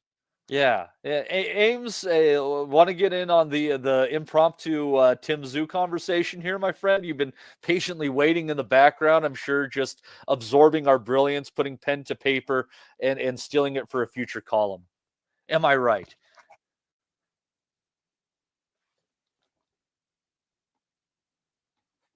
Ames, we can't hear you. I'm still at the fucking Limp Bizkit show, is he? Play. Yeah, there you are. There you are. Hey. I'm just gonna shake. Check it out. I've got nothing to add on any of that chat. I don't think I even consumed an iota of boxing. I've just come across this thing on Twitter from Kurt P. It says, this question was just on who wants to be a millionaire. And it's in men's boxing. Which of these weight divisions is the heaviest? The options being bantamweight, middleweight, welterweight, and flyweight. And the lady who was asked the question asked the audience, and 63% of the audience voted welterweight as the heaviest weight out of the lot. Boxing is booming. Interesting barometer there, sir. Interesting barometer. Interesting as the fights this weekend. The only thing I have to add on the whole Zoo thing is Brock Jarvis, man. What a strange career he's had. He's bounced up, well, not even bounced. He's just been going up and up the weights, having started at like bantam or something. 118 or 115. I can't remember which. Mad. What is he doing? Like, I think one of the fights before he weighed up near middleweight or something like that. Like, Brock was never going to win the fight, but I don't know what that guy's ambitions are in the sport himself, because I don't think he clearly doesn't want to make weight. Doesn't, I guess, know where he stands in these divisions. And at whatever weight he fought, what was it, super welter against Thurman? Like he just can't he's out of his depth. So weird one for Brock Jarvis. Keith, man, like I don't know. Are we completely ruling out a fight with Clarissa Shields? Yes, we are completely ruling out a fight with Clarissa. Let's hope not. But we want to get Clarissa Shields before she relocates to Africa. She was on popular platform X this week, saying that she's done with the amount of haters in America and that she's going to relocate to Africa and teach kids how to box. So now, do you want to make that fight quickly before Clarissa leaves the USA? Some fucking chance of that happening, by the way. She's fucking not doing that, is she? Like, loves a fucking moan on Twitter, Clarissa Shields, about how she doesn't get enough credit and she's not famous. And she's one of the only fucking two fucking female boxers that anybody talks about. It's only her and Katie Taylor. Like, that's the fucking, let's be honest about it.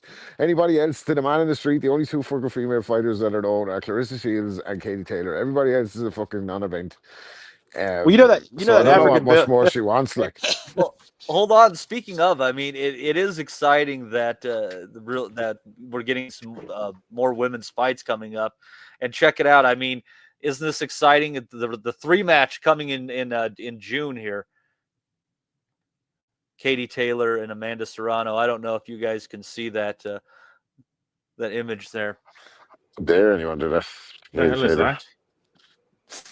So, anyhow, I've been waiting to put that up there. What is that? It's some kind of cartoon big head superimposed over Katie Taylor's face. Oh no, I figured that part out. But What is that? Yeah, well, what is it? Like, yeah, I don't. I'm waiting for the joke too. What's the? Does this guy look like Katie Taylor? Apparently, I don't think so. No, I'm referencing her Oh, gigantic it's her head. headbutts. Yes, Oh, and her incredibly large head. As what look, did look. what did Amanda's trainer say? Katie is a beautiful girl, but she has a gigantic head. Look. I'm sure there was a joke in there somewhere, dude. And look, if anyone else gets it, have at it. Fuck you, then. Don't you dare! Don't you dare! The only head we're interested in is at the top of the beer for tomorrow, right? Paddy's Day tomorrow. And maybe something else afterwards. Yeah. Well, listen, we wish us all well. Yeah, it's 5 miles long with an IQ of 80. The St. Patrick's Day Parade. All stereotypes are based on facts. I couldn't catch me in a worse focus, but I will not be at the parade tomorrow, by the way, or going to any of the locals to partake in. I'm going to have a few drinks tonight with my friends here on the pod, console myself after a very bad Celtic fucking loss against Rangers today, a sickener. And glad that everyone's calling for Andy back. I'm glad he's not here tonight because I'll be getting it. Like, I must text him actually. Fucking. But yeah, I'll be fucking avoiding the Paddy's Day parade like fucking the plague. You have to be a certain fucking weight class to enjoy the fucking parade. You have to be in your prime, put it that way. Like, you can't be out of the fucking ring. You can't have any ring rust. Like, if you want to go step into the parade and go to the local spot. So I'll be having a few quiet ones tonight instead to celebrate. It's one of those days, like at least when it comes it's to all about the he says, she says bullshit. As far as stateside goes, Bob, it's like one of those amateur nights, right? Like, I hate going out on New Year's because everybody thinks they can drink. I hate St. Patrick's Day because everybody thinks that they can drink, and most people can't handle their liquor. I'm sure it's different in different parts of the world. I'm sure it's like an enjoyable thing. Everybody has like the green hats and they have like a green beer and they have a bit of. It's different in Ireland, like you know what I mean. It's a fucking yeah. It's a tough one. Like, to be in the pubs, you don't want to do. I remember the thing was with Patrick's Day years ago. Now this is going back like to the fucking days when I was like maybe 20s or whatever. Like, but the thing about Patrick's Day was if you weren't out early, there was no point going out, because if you went out late, you were just walking into a war zone. You know what I mean? Fellas fucking out drinking all day, gambling, beating the shit out of each other in the pub. You know, hilarious. Like, you got to be geared for that. Like, so I fucking don't put myself in any kind of situations where I could, I just couldn't be bothered. Like, I'd much rather be fucking. I'm washed, basically, is what I'm saying. Super washed. I'm fucking Roy Jones Lebedev washed. Like, you know that way. Yeah, unfortunately, some referee is going to let you just hanging out there with your chin in the air one of these days. This is the problem. So we only have one more card to get into, Ames, and that's the Ammo Williams. Would you want to give your wrap up of everything that you might have seen before we get into that one? And then I think everybody is caught up at that point in time. I don't even think I saw all that much, to be honest with you. What did they pay you for? Oh no, I was off. I had a long weekend off because I saw Limp Bizkit on Thursday. That's right. Yeah. How'd that go, buddy? Oh man. Well, I made a big mistake not to take my glasses, so I couldn't see shit. Because I thought I'd spare them from the mosh pit, and then a lot was consumed, and I was saying some dumb shit afterwards. Got into it with a few, and here I am now on this podcast, enjoying the company of you esteemed gentlemen. I saw Nick Bull kick out at TJ Dehaney. I don't even know what did he win on stoppage? Yeah, 10th round. No, between the 10th and the 11th round corner pull. Okay, fair enough. Look, I think Nick, that one little point that one point from that fight that I take from it is that he's got to keep that composure in future fights. Now, I couldn't really think of a particular opponent that would do something similar to Dehaney, but as a fighter, you look at that and say, we can make this fighter lose their composure. We can wind this guy up and force some sort of mistake or error out of him because he's liable to do something like that, as he did against Dehaney. Because Dehaney, I don't think Dehaney particularly played any certain way. He was just himself, and that wound Nick up, and that forced the kick out of Nick. And you'd look at that and say, maybe we can get something. Maybe we can push a few buttons and get him out of his game. One of the best examples of that in recent history is Kambosos and Teofimo Lopez, where he just wound him up and ended up in that great knockdown and great fight and great night for Kambosos. One of the best wins, I think, in recent memory of an underdog performance. But those things play factors in fights in the future. Like, Inoue is not going to do that, of course, but it just leaves the door open for someone to add that into the game plan against him. Saying that, though, when it comes to a future fight with Nick Paul, it's all a little bit Nick Paul and Inoue. It's all a little bit moot, considering Inoue is not at the weight yet, and I think by all accounts he seems a little bit tired and answering questions about Inoue and that potential fight. I mean, Inoue's year seems already to be written, doesn't it? With this Cardenas, then Akhmadaliev, and then what was the last one? I forgot what the you say his year, Nakatani? but I guess there might be a chance of the New Year's Eve bout. You never know. With Japan, even though that typically hasn't been Inoue's night, you never know. But you're talking what you're saying, those 3 fights and then Nick Ball. That's 4 fights till the end of the year. That's activity that you don't see these days. But it's entirely spread out. If you look at it, there's like 3 months between each fight. Basically, it's basically a fight a quarter, which that's not absurd. It shouldn't be. Well, we'll see if it happens. This isn't the PBC, Ames. Yeah, no, I'm not saying it can't happen. It's just very unlikely, especially with the ideas of fighting at a high level, big camps. You have to jump back and forth straight into camps with minimal break and injuries. When's the last time anybody would have done that, though? No, that's right. Like in this era, I can't remember anybody that would have fought more than 4 times or 3 times. The last time I think somebody did that was Donaire, and he fought 4 or 5 times. Yeah, I think Ames is right. There's so much like you have to do to get a fight built up. There's so much that goes in, like he said, the training camps, the media. It would be really hard to have 5 fights in 1 year.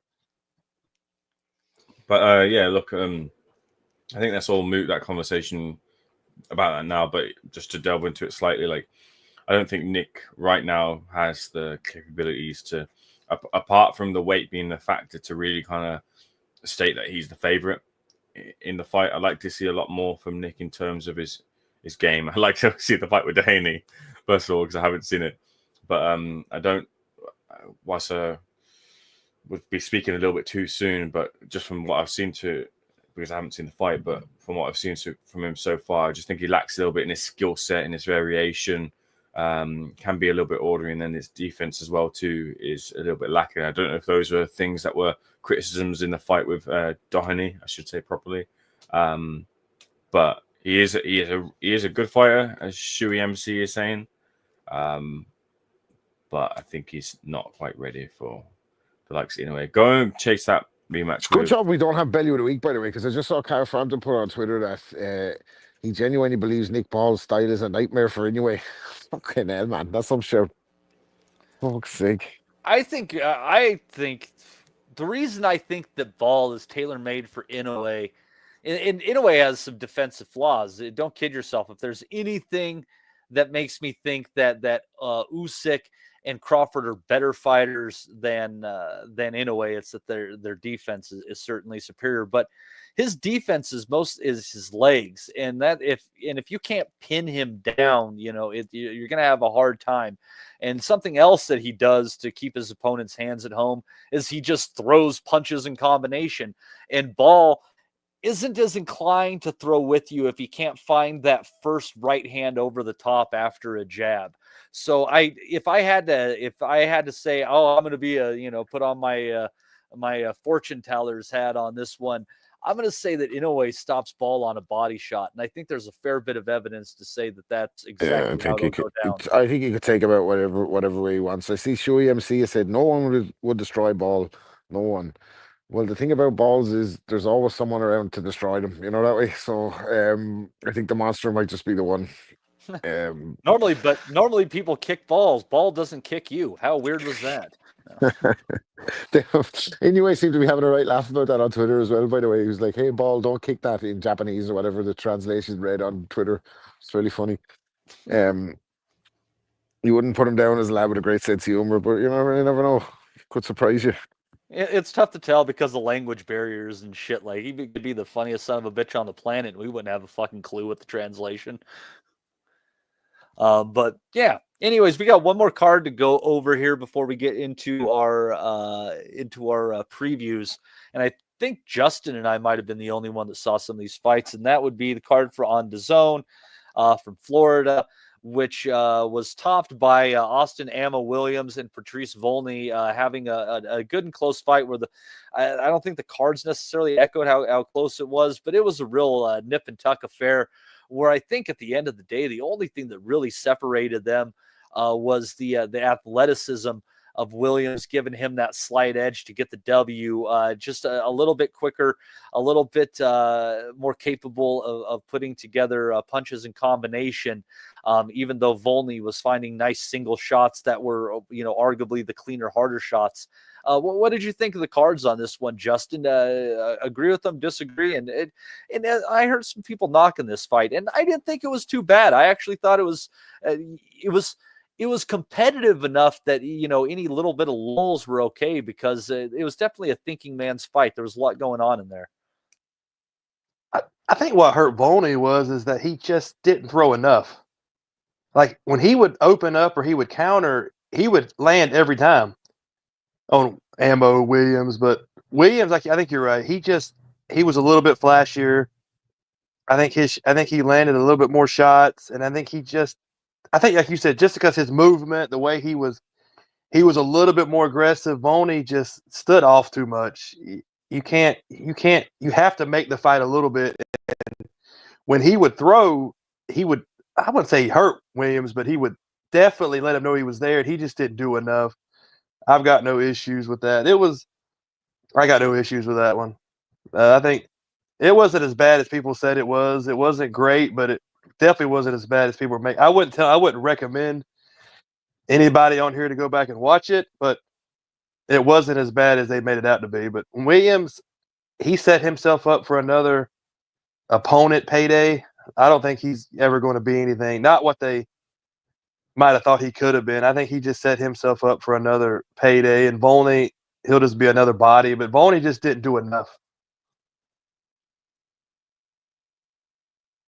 Yeah, I think that's a reasonable assessment on that one. But both of these guys are very capable, and I think that shows that there is a little bit of depth to the middleweight division, at least at the contender level, and there's some competitive fights to be made. It's just kind of a letdown, and I don't necessarily dismiss the idea that that Ammo could find himself in a title fight and win. It's that kind of division. Oh yeah, and like I said, we don't have that fight. Just kind of like you said, there's depth, and they can. I don't know where they'll go. They'll give somebody a fight, but I'm just ready to talk about the Berlanga and the freaking crackhead that he fought. That's more interesting to me than the main event was. I don't think that was crack. I think that was hard living. So last week I had opined that the opponent of Edgar Berlanga, Jonathan Gonzalez Ortiz, considering he had like a 10-year absence from the ring, might have gone to prison. Well, that's true. He did go to prison. In fact, he was there for about 9.5 years for armed robbery. So that was a correct assessment on my part. Armed robbery. Armed robbery. And apparently... Robbery. Yeah. Robbery. With an R. Robbery. Armed robbery. He was making the flab. Robbery. Oh, Jesus. But so anyways... Move on. So anyways, apparently... he was a highly touted prospect before that robbery charge, thus why he was undefeated. In fact, he had represented Puerto Rico at the Olympics. Unfortunately, he couldn't make it through a round with Edgar Berlanga, who had missed weight by 1.5 pounds. Ortiz made weight, but I think he should have been trying to make, junior middleweight or something, because, as somebody opined in the chat, his love handles have love handles. It was... a little bit of a disgrace. Berlanga, at least, fair credit to him, he did get him out of there, Justin. But this was pretty pathetic at the end of the day. It looked like they picked him up from prison and took him to the fight because he just looked awful. He looked like a man who had just, I mean, he had 10 years in prison. He looked like just a defeated man on the scales. He looked awful. He looked bad, like a life had been beating his ass. I don't know how they even thought this was going to be a good opponent. I don't know what they're doing with Berlanga. This guy, I have watched boxing my whole life. I don't think I've ever seen many opponents like this guy that looks like he was just scraped out of nowhere and just throw him in there because he had no business being in a ring anywhere. Berlanga, I think it was like plus 250. When have you ever seen a plus 250 for a first round knockout? That's how low that was. They all knew that this guy was going to go down like the first shot, and the fight lasted like 40 seconds. This was terrible, terrible. They brought this guy. I don't even know. They just dragged this guy out of nowhere. But he's been fighting fucking like, as a friend of mine from New York said today about him, he's been fighting Waffle House managers and cab drivers. Yeah, they're tough. Those Waffle House guys are tough. Rob, have you ever seen the been video? to a I'm going to get more than 40 seconds out of him, you know what I mean? Like, yeah, and they can scrap. Did you ever go to a Waffle House in your journeys to the States, Rob? oh, so we talking to her, of course.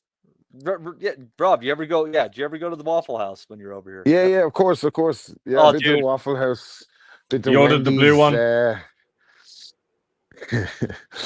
Never blue with me. You joking me?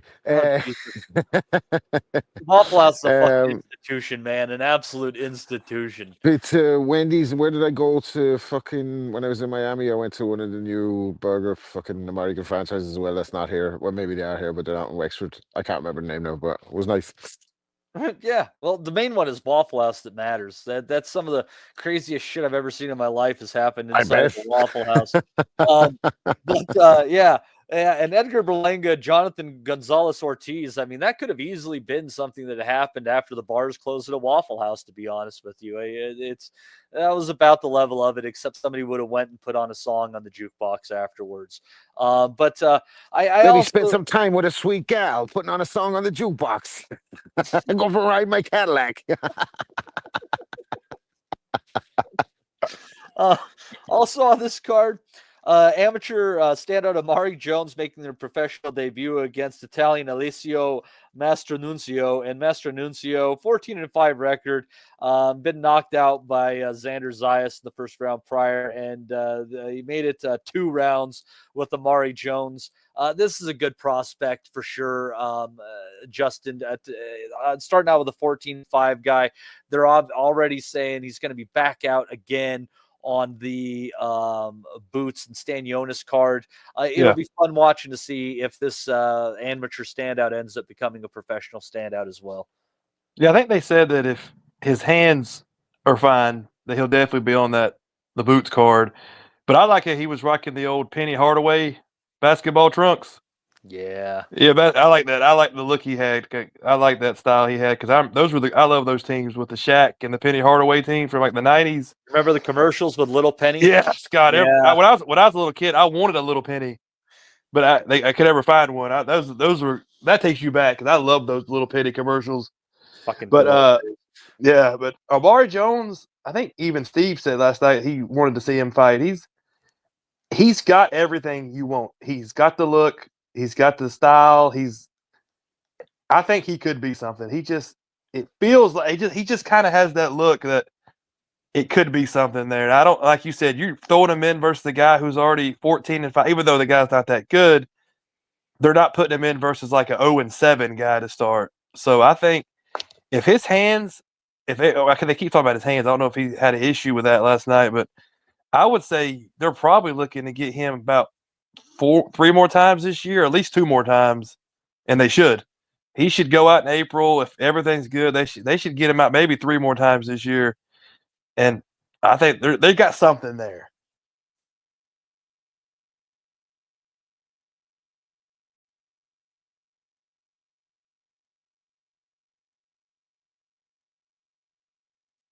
Still with us, Maddie, no? I was on mute. I was saying, Mike Tyson fought more than 12 times his first year as a professional, if I remember correctly. Like they used to get these guys out, and some were like glorified sparring sessions, but they were keeping them active, and they were getting them I was only thinking about that. I was only thinking about that. When Tyson fought for the heavyweight title, how many fights had he had? I think he had nearly. I think it was like his 20th or 25 fights or something like that. Yeah. Yeah. But it used to be like that. 30-0 was you had to get the 30 fights, like, or 30-0 will get you a world title shot. Or one stage it was 40-0, it was a world title shot. Then it went into the kind of 2000s. It was like you get the 20-0, you get a world title shot. You could probably get a world title shot now after like a good 10 fights, couldn't you? Like 10, 12 fights, like you put yourself up easily. there. Like.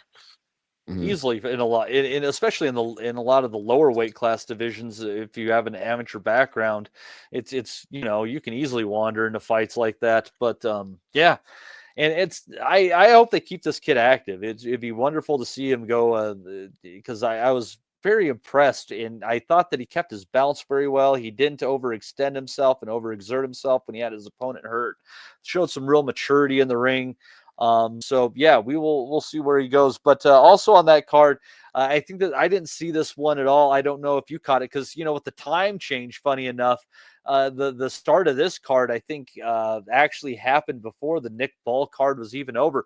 But Jermaine Ortiz also picking up a W against his opponent Alamo. Did you catch that fight, Justin? No, I'm like you. It got me because I was watching. I had like the ball in the corner, but the Ortiz fight got me because it started like at 7, and it caught me off guard because I didn't expect him to fight that early. So I got like the last 2 rounds, but no, I didn't see it either because, like you said, it started early. I never thought Ortiz was going to come on like a little bit before 7, and that threw me off. So yeah, I missed it like you did. Yeah, that was a weird occurrence with the time change and this, that, and the other. It was definitely unexpected how that went down. We didn't see it. He got a win, a unanimous decision. Ortiz is a capable fighter. We'll see if he gets in a fight of any reasonable difficulty here coming up because he obviously should have earned himself one with that fight against Tio. A lot of people thought that he edged that fight. Again, that's one of those fights where the guy was so incredibly negative that there's an argument he didn't win, but nonetheless, Jermaine Ortiz, very good fighter. What'll be going on tonight, Rob? I don't know if you want to go to bed actually with all this going on from New York on UFC Fight Pass here in just a few hours. Going to have Callum Walsh against Dean Sutherland and Fergal McCrory against Keenan Carbajal. Also on that fight, on that card, Thomas Carty going in against Dewan Calloway, who apparently weighed in around 400 pounds. And you might have forgot him, but you shouldn't have. Guess who's on the undercard? The Hebrew Hammer himself, Cletus Selden, is going to be taking on Yes Gabriel Solano at junior welterweight, still hanging around 140 pounds, interestingly enough. So, yeah, that's happening in a few hours. Rob, are you going to bed or are you going to stay up and find a way to watch this fight? Well, I might stay up, but I will be finding a way to not watch them. Watch those fights. I saw Thomas Carty's opponent on the way in there, and he's fully 425 pounds, like an outrageous size for a fighter, like putting, some of the Saul Farah opponents to shame, like absolute. I can't, like, this is John Fisher territory. Like, this guy is in such bad condition. It's hard to see how he's even got a license for a fight. And Thomas Carty's like mates with people I know and all. I don't want to be like too disparaging about him or whatever. He's doing his thing, but like he's done a big like Warriors call on Twitter as well. Like you're fighting a guy that's a gargantuan, obese, out of shape wreck. Like how much stock is going to go up from beating this guy? Like probably hoping he doesn't fall on him. That'll be his best chance of winning, I think. That'll be his best chance of doing something in the fight, I think. Shocking state, like in a shocking state. So good for Thomas Carty. He's getting an event. I guess it's in the States, is it? Sounds like it's in the States. Yeah, it's like their St. Patty's card they're doing like the day before. He's getting a bit of a Paddy's Day holiday out of it. He get a few days in the big smoke, fucking few Irish pubs. You know what I mean? He'll do this. And they have to wear the hat, right? Doesn't one of the fighters have to wear the hat if they come out tonight. Yeah. They gotta wear the fucking. They I think he had a try. no choice. They have midgets in little suits. Very They have to wear that. I think Thomas Carty turned up with a tricolor balaclava at the fucking press conference as well. Jesus Christ, like, yeah. So it should be should be a good card, Matty. Yeah, definitely. I'm gonna stay up and watch that. Like, so well, there you go. And so yeah, if that's not gonna do it for you, let's see here. What else do we have going here? You know, you can wake up, and I don't know if this is gonna be one of those that's where it's going to be on here on Friday, or if they're doing it at a different time and it's at normal time in the US or in the UK, whatever.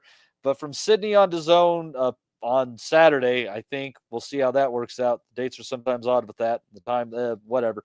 Going to have George Kambosos against Dod Yordan.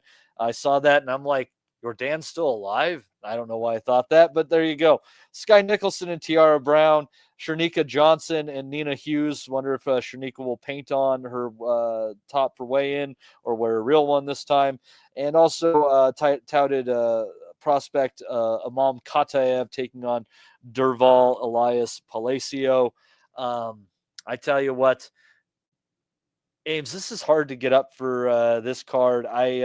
Nice to see Kambosos finally evacuating 135 pounds, where I think he was really struggling to make the weight. And I guess I'm at least happy that he's not in a meaningful fight, because that guy has been feasting off of one victory fucking since COVID. yeah, for like fucking 6 years, hasn't he? I was just gonna say, like, fuck's sake, he's dining off down and out off that TO win for a very long time. Like, how much more currency is left out of that one? Like, George maybe 140 is gonna fucking. You're gonna see the real George Kambosos. It was a class win, though, weren't it? And he's George has had the benefit of, this is where he's Australian, right? So this is where he's had the benefit of his territory, his region, because isn't it right that in Australia these boxing events, they all have to be on pay-per-view, and because I guess boxing, or this big, you don't get those big time boxing fight nights where the biggest and best talent go over to Australia, when you can attract the likes of Haney over and for fight nights, you can maximize your earning potential, where it wasn't just off of that one big fight that he's been dining out on, like you say. So he's obviously still got a name.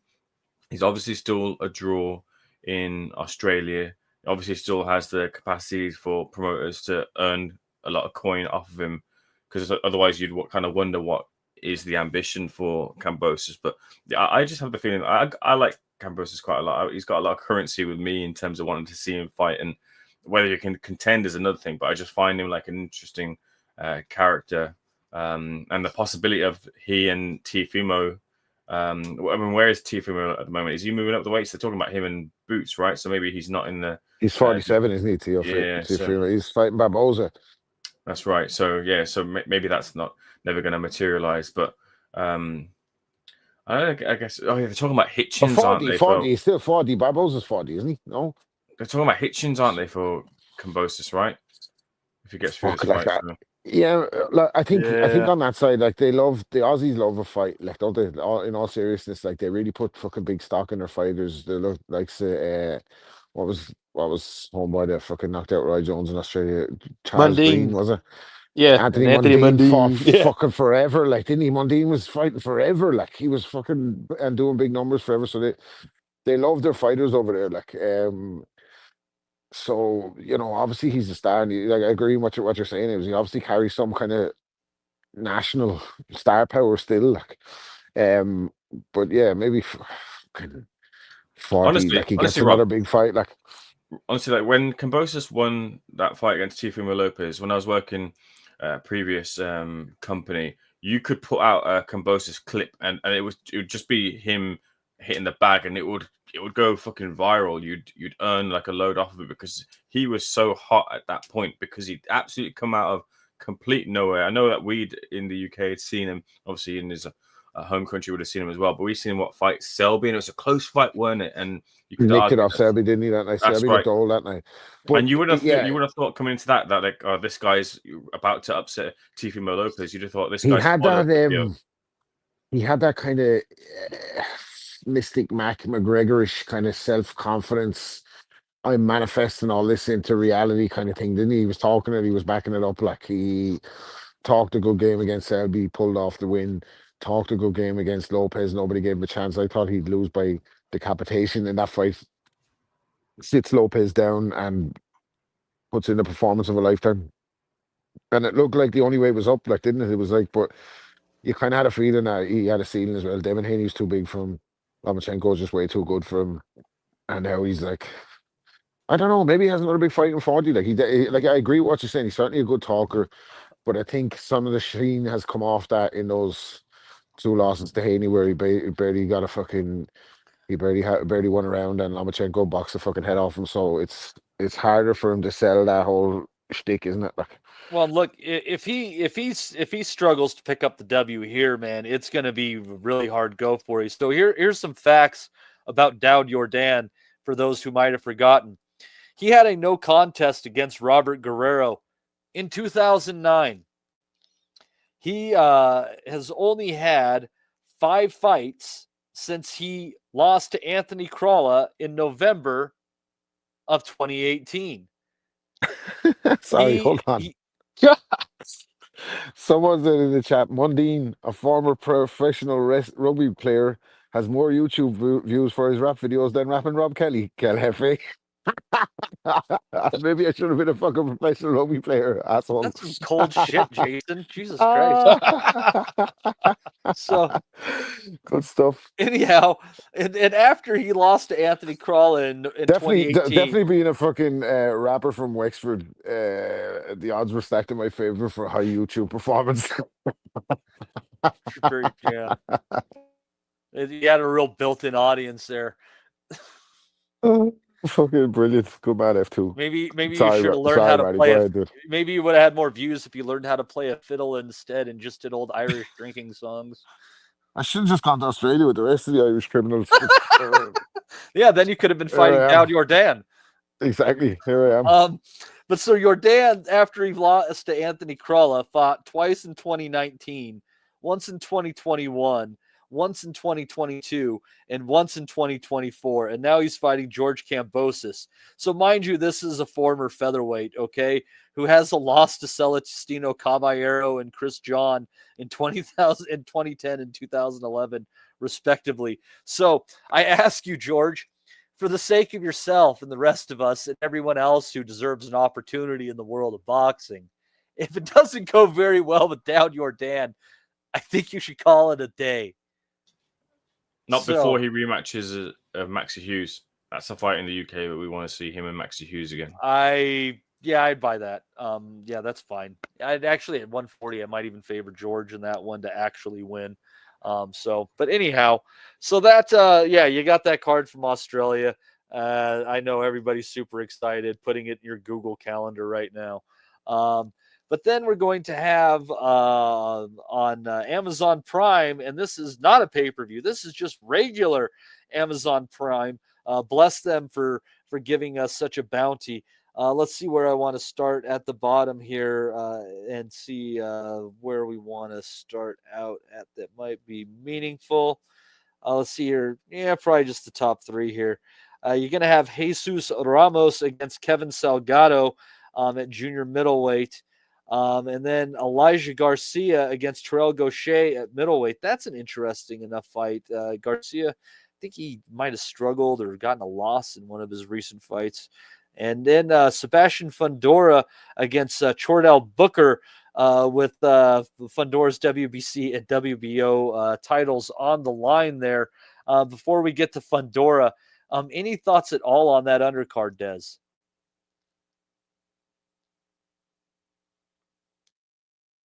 Des, did you fall asleep? You remember he said that he was going to go in and out. Oh, there he is. Oh, there he is. Oh, wait, no, it isn't. Yeah, he said he's out right now, apparently. Yeah, he said he was going to like duck in and out. Yeah, Justin, your thoughts on that undercard? Oh, we have to hear it on the pod. Fuck's sake.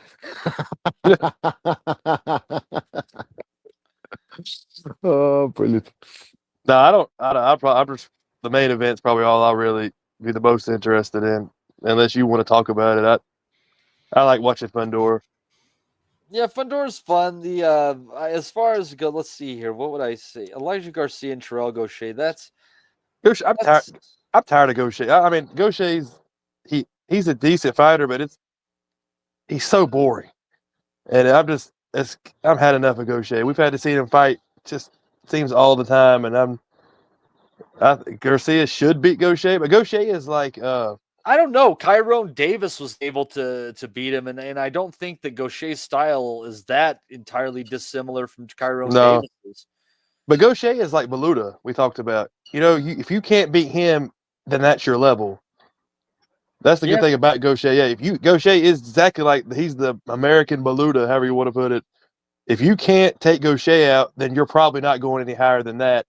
And then you need to really start thinking about where you are. Yeah, absolutely. And so interestingly enough, also he has a win over Kevin Salgado, who's fighting Jesus Ramos on that card as well.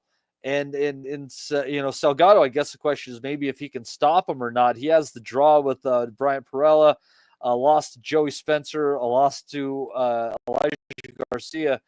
I mean, for the love of God, I don't know what the fuck they're doing with Ramos. They can't figure out how to get this guy into a real title or anything like that. So honestly, it's pretty disappointing undercard overall. And Chordell Booker, who's fighting Fundora, he lost to Ammo Williams in 2022.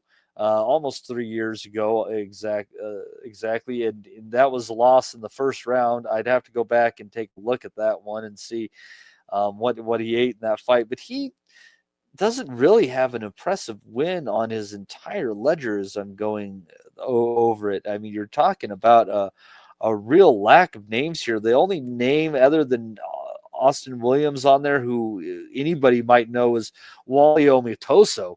This is a fucking shit fight. Jesus Christ. And Rob, I think this fight in this undercard, there's not much to say about it other than I think it's proof that this Amazon Prime and PBC deal has been just garbage. I think we spoke about it kind of last week. We're in a transitional period in boxing, aren't we? Where we're going to see. Don't say transition. We might get wiped out by the Doge. Oh, really? Oh, yeah, maybe so. Yeah. Okay, we're in a fucking intermission at the moment in boxing in terms of network deals, the stars of the sport. A similar position to the UFC at the moment, actually. UFC pay-per-views are down because they haven't really got a main man in the sport that's carrying them. Ryan Garcia, 10 months changes everything. Ryan Garcia was carrying the hopes of boxing superstars on his shoulders, and then he popped hot. Whether that'll make a fucking real impact or not in this climate, I don't know. Probably won't fucking do his stock any damage at all, really. Old guys like me are dying out. We don't fucking, the new generation don't care about that shit. But I'm saying all that to say, like, we're kind of fucking, I think we're going to start seeing a shake-up, obviously, with the Saudi involvement in the sport and all these network deals and these things kind of fizzling out. So I think ultimately there needs to be, and I say this, with fucking 100% self-awareness. I think there's going to have to be some. They're making AI moves, aren't they, to crack down on fire stick piracy. I think once that happens, and maybe put some money and some bread back into the networks. I think at the moment for boxing, all these big networks, unless they get the model right, the presentation right, they're pissing in the wind trying to sell boxing pay-per-views without stars to prop them up, that way. So the PBC relationship, like with Amazon, on paper it looked good if you got control and you can make these fights happen, but I just don't know. I think it's a bad investment unless you got the model right, like, that way. And it didn't seem to be. It seemed like a kind of a bizarre home for PBC in the first place. Amazon look like, they're trying to get their foot in the market, in the streaming world, for market position, so they can maybe sell on, or they can merge with someone or do something in terms of kind of creating market share for boxing. There is a market for it, but once it's so diluted, it's hard to sell the product, that way. Yeah, 100%. It's just been very disappointing all in all. And in Ames, it's, I know your expertise might lie more on the other side of the pond, but it's with the ESPN deal for Top Rank evaporating, this whole Amazon Prime thing being a total bunk in the opinion of most American boxing fans. It seems like DAZN is going to be one of the only places for us to get our fights, other than some random stuff that finds its way to Netflix. Sorry to interrupt you there, because I know you're asking Ames that, and I hate when fucking people do that to me. Somebody asks me a question, somebody else answers it. Not in this pod, by the way, just in real life. But I'm still doing it.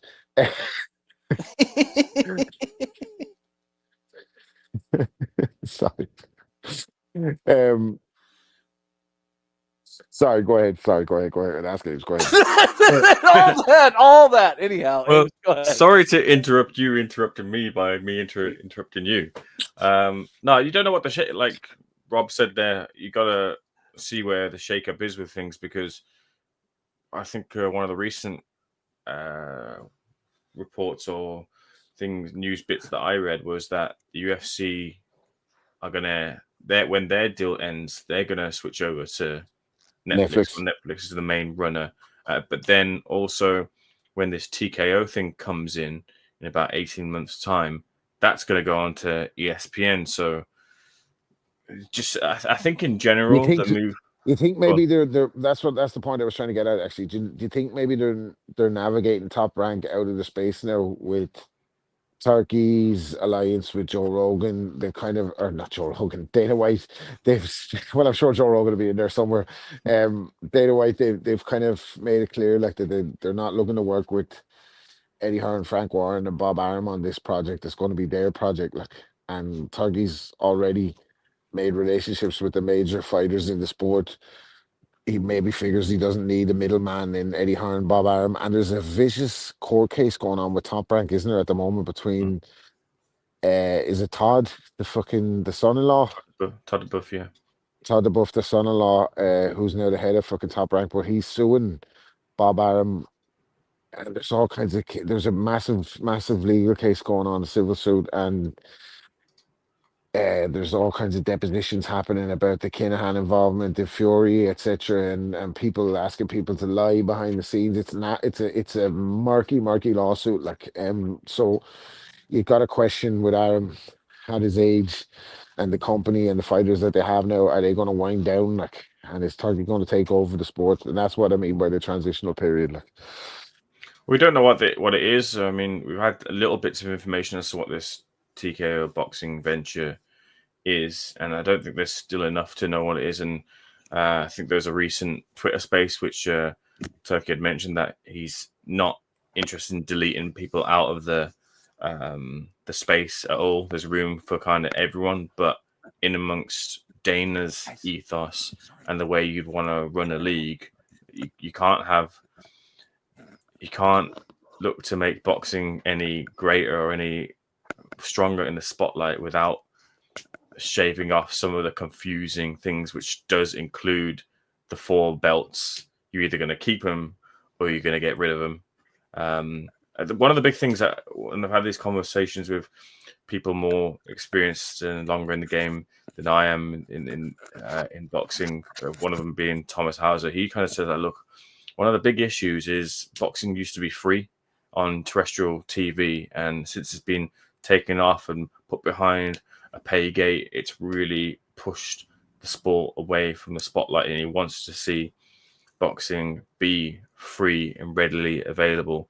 Look, I'm not here to play with someone else's money, but I would surmise that some of the shows that are being put on right now don't see a return on the investment in a financial sense. You might get the investment or your return on investment in other ways, in terms of tourism for Saudi Arabia, but I would surmise that you probably don't see it in terms of the output or the return on the outlay.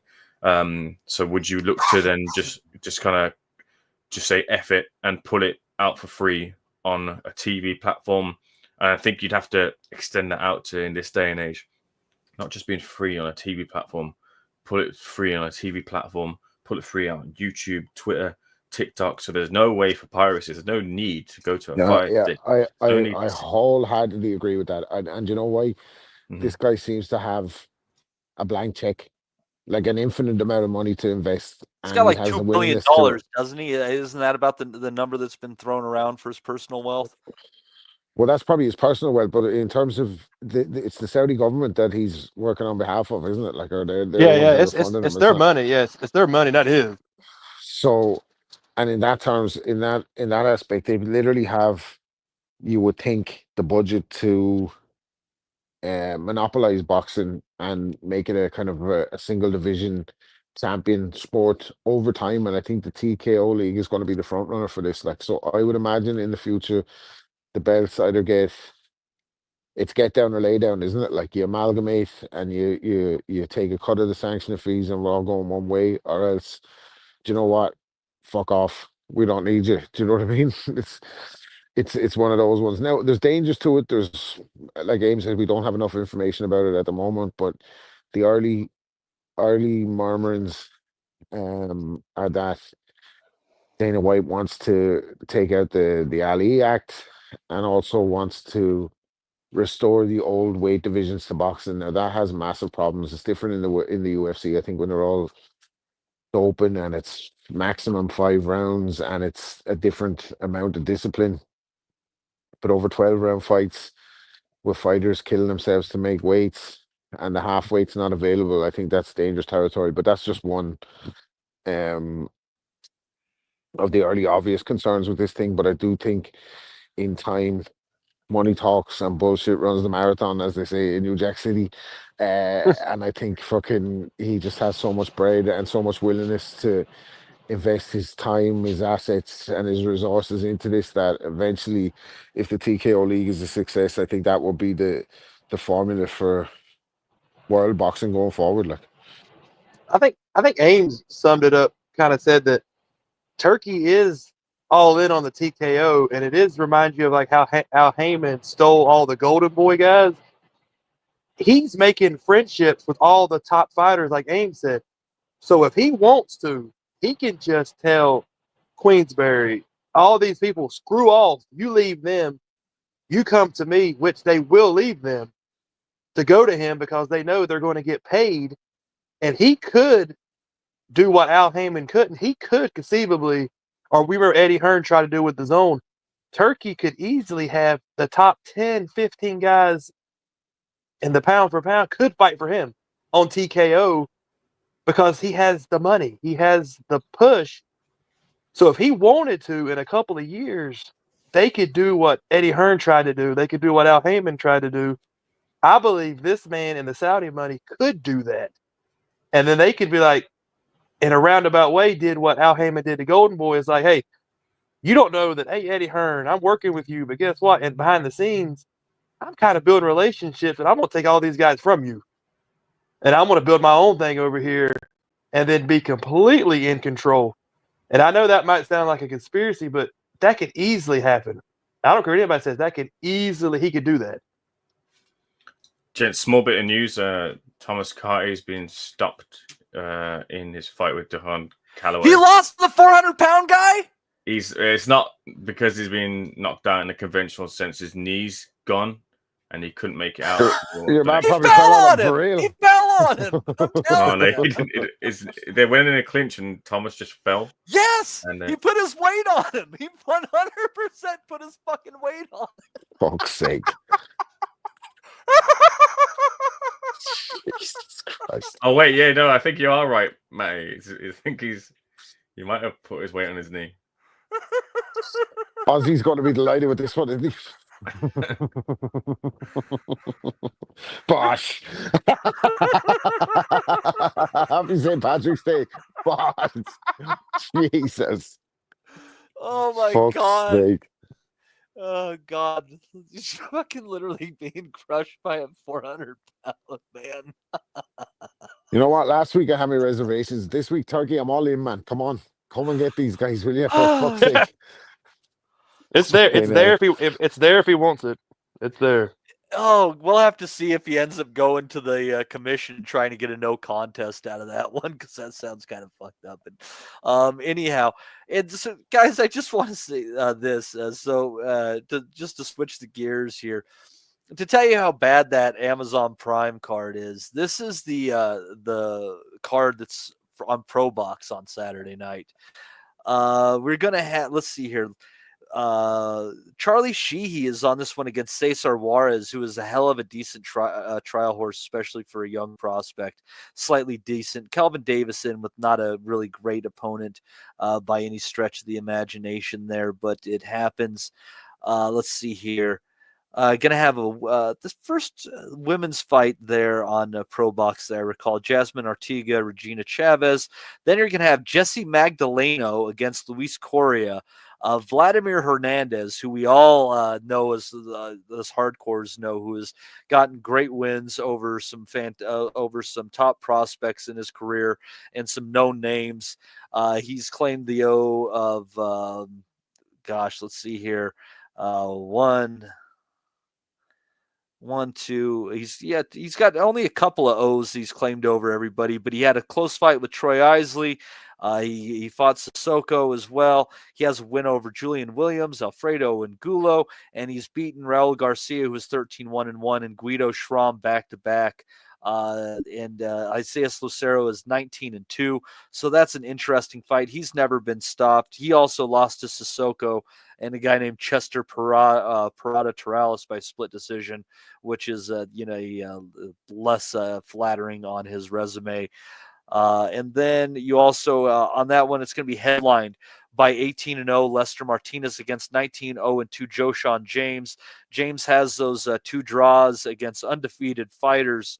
So that's what you're getting from Pro Box this week on a Saturday on their channel. You just go to Roku, Prime, whatever, you can get it on there, or you go to YouTube and you deal with all the ads and everything when there. So it kind of tells you the state of boxing when you have this small upstart Pro Box who just a card of prospect is smoking the Amazon Prime offering given to us by PBC. So I don't know. It's a weird time for boxing, 100%. But yeah, isn't it always a weird time for boxing? Yeah, When's it never not a weird time? It's always something. It's one of the weirdest, though, isn't it? Like, it is. But it's this is boxing in the dystopian future. Like, that's crazy. That's crazy. Yeah, now and we got freaking poor Thomas Carty being crushed by fat guys in New York. It's a fucked up world. It's a fucked up. No, I mean he literally lost because the fat guy the D could not handle the 409 pounds of that fat bastard. Just leaned on him and popped his fucking D. Is that the stupidest way to ever lose a fight? It has to be. It's a great tactic if you're the big guy. Yeah, it's a fucking great. You just gotta be saying in the corner, you gotta get his knee. Fucking lean on this motherfucker.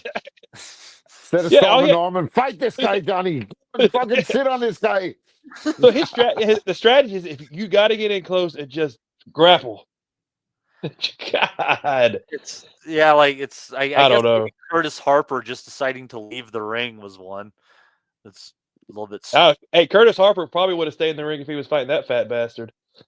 He probably would have went back. He probably would have went back in. What did Curtis? Wasn't that because he said he was disrespected on the pay? Is why he left or something. I remember that stupid shit. It was. He said he was making a stand for all of boxing, and nobody gives a shit about Curtis Harper making a stand for all of boxing. You think anybody cared? The other boxers didn't care, but God almighty, winning because you're fat. That's a new one. Yeah, that's the struggle with heavyweight boxing. I guess it made me think.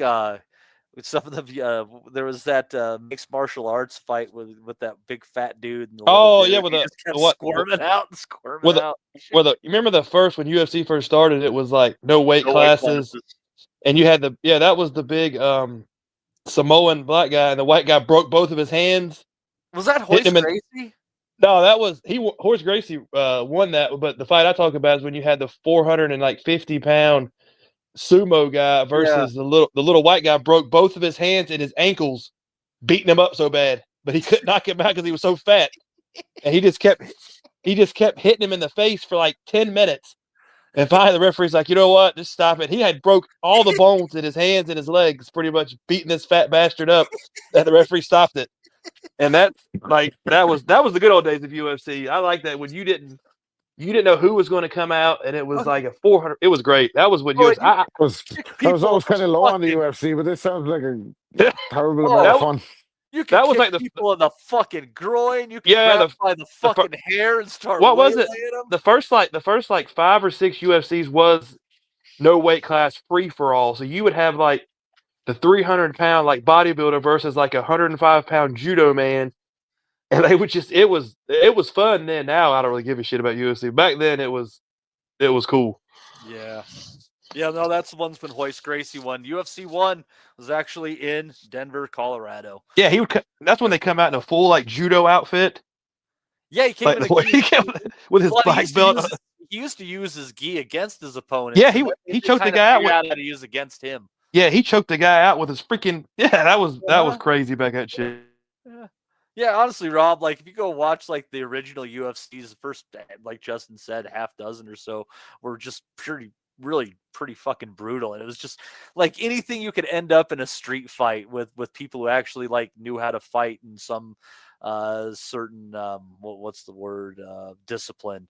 But yeah, old UFC wasn't the worst thing in the world. But anyhow, does anyone have anything else before we call this a day? I think I think they want to talk about the Piers Morgan interview. Oh yeah. I haven't watched it. I hate fucking trash television. But I know Ames loves trash music and trash television, so take it away. What? Trash music? Are you mad? Yeah, Counterfeit was a good song. That's all I'm going to give you, Ames. Counterfeit was a good song. Did they play Counterfeit? No, apparently they got a bit of stick for the Glasgow crowd was bumping, but they only played like 11 songs, so they gave us a couple more songs than usual. But they played Break Stuff twice. They played fucking Roll. They played all the fucking hits, man. It was class. Anyways, yeah, I mean, I think Rob wanted to bring this up. So the first thing I want to say on it, I know that probably we're going to get into a lot of Ben bashing here, but I quite thought Ben was somewhat sincere in what he was saying about his sympathy for Junior not having Senior in the corner, which I thought did translate over and in amongst all the negativity towards Ben, which a lot of it is self created. I thought that was a nice little moment. But other than that, though, Eubank Jr. just seems to have him in the palm of his hand, and Ben bites on pretty much everything. And he was just completely Eubank Jr. with no emotions is able just to get a rise out of Conor Benn so easily.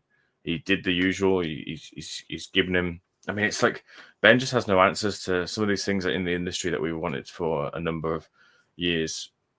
When we've had the opportunity to speak to him, it's just kind of like, obviously, the answer as to why the clomiphene was in his system. And he's saying to Eubank Jr., it's none of your business. Well, it is his business because he's fighting you.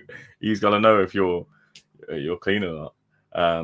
Piers seemed to be able to get a concession out of him in the sense that he acknowledged that they were in his system, but he just can't fathom as to why, which essentially means we're, I mean, a small step closer to whatever the reasoning is. But I mean, outside of the nitty gritty of a failed test, it was an entertaining watch. I saw the majority of it. I need to watch the last 20 minutes or so of it, but I thought Eubank Jr. pretty much added another W along the road to getting or notching one on his ledger on fight night or fight week, whenever that is.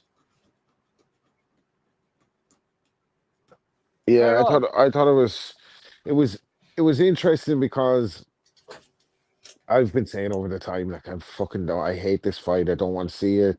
At the time, I didn't want to see it. Then I was in rage mode over fucking Ben popping in a fight it was a dangerous fight from the start. Like, now the dust has settled. We knew we were going to get it eventually. We've seen Ben back out. He's looked terrible.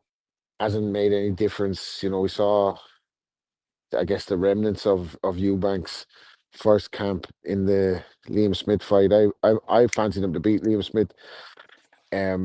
and I actually put a few quid on him in the second fight, and he did what I kind of thought he'd do in the first fight. But obviously, the effects of that camp and making 160 at that time were dangerous for Chris Eubank, and I thought he It touched on just some had the points. look So of a guy who left it in camp, right? Like he was just too much yeah, goddamn time in the gym. just not the version of himself that you used to see, and not that I think Eubank's any great shakes, you know what I mean? But he is a tough enough guy, and he has got a certain level of ability, and he can definitely punch and static targets. He looks good against all the time. After Ames said that, you know, about Ben's kind of genuine stance on the Eubank father-son relationship, I thought Eubank said something that kind of resonated as to why he was so mad with Ben, and why the grudge there between the two of them has a bit more reality to it than just the two of them trading off the father's names. Because he said, like, you know, Nick Blackwell died on the way to the fucking hospital, and he was resuscitated with an adrenaline shot to his heart, and he can't walk. So you're talking about the Michael Watsons, the Gerald McClellans, the two, the collateral damage of the two fathers' legacies, plus the son has nearly killed someone in the ring, and he maintains he's a clean athlete his whole life. So then, what happens? What feeling does that leave you with as a fighter if somebody pops hot like that you're supposed to fight when you're draining the weight in the first place? So I do believe they were selling this a kind of a they were dressing up a fucking non-fight, trading off the fathers' names to make this fight in the first place. Dude, The fact that I they've really think it's a poor man's Triple G against Kell Brook. That's the best way. yeah, like it's I think Eubank will fly his head, like, and I think Ben Ames is right in that Ben is not hard to work out. I don't think I'm no fucking psychologist or whatever, but he appears guilty as fuck in his language, in his behavioral patterns when he's asked about the clomiphene thing. All he just does is start barking like Scrappy Doo, yappity yappity doo. It was cleared. You're a donut. You're an idiot. I'll slap you right now. Don't talk about my dad. Whoop de woo. He was the same guy on Pierce Morgan trying to sell us a sob story that he was fucking contemplating taking his own life over these clomiphene allegations, and that, like, I honestly, you know, call me cynical or whatever, and I know people go through genuine mental health things, and you know, my own my own family has been impacted, of course, by suicide as well. My close friends, some of it have taken their lives, so it's not something I joke about, but I didn't believe a word of that shit. I thought it was fucking disingenuous. I thought he was trying to sell. He spent £1 million campaigning for his PR image to be cleaned up. We saw his power dip after these allegations. It's got to be said, a lot of other fighters' powers dipped as well after that. And I don't think he's had to work out. I think the reason that he wants this fight so bad is that he can't live. He's living in his dad's shadow as a man. That's the reason he's turned over pro. He should have been happy just to be a fucking privileged rich kid, the son of a fighter. He's trying to live up to the old man. He'll never have the dad's menace. He'll never have the dad's power. And while I don't think Nigel Benn was as good as the UK public perceived him to be, he was still a fucking hell of a fighter, and he was a tough bastard. And I don't think Junior's legacy will ever live up to that, but that's what he's trying to live up to.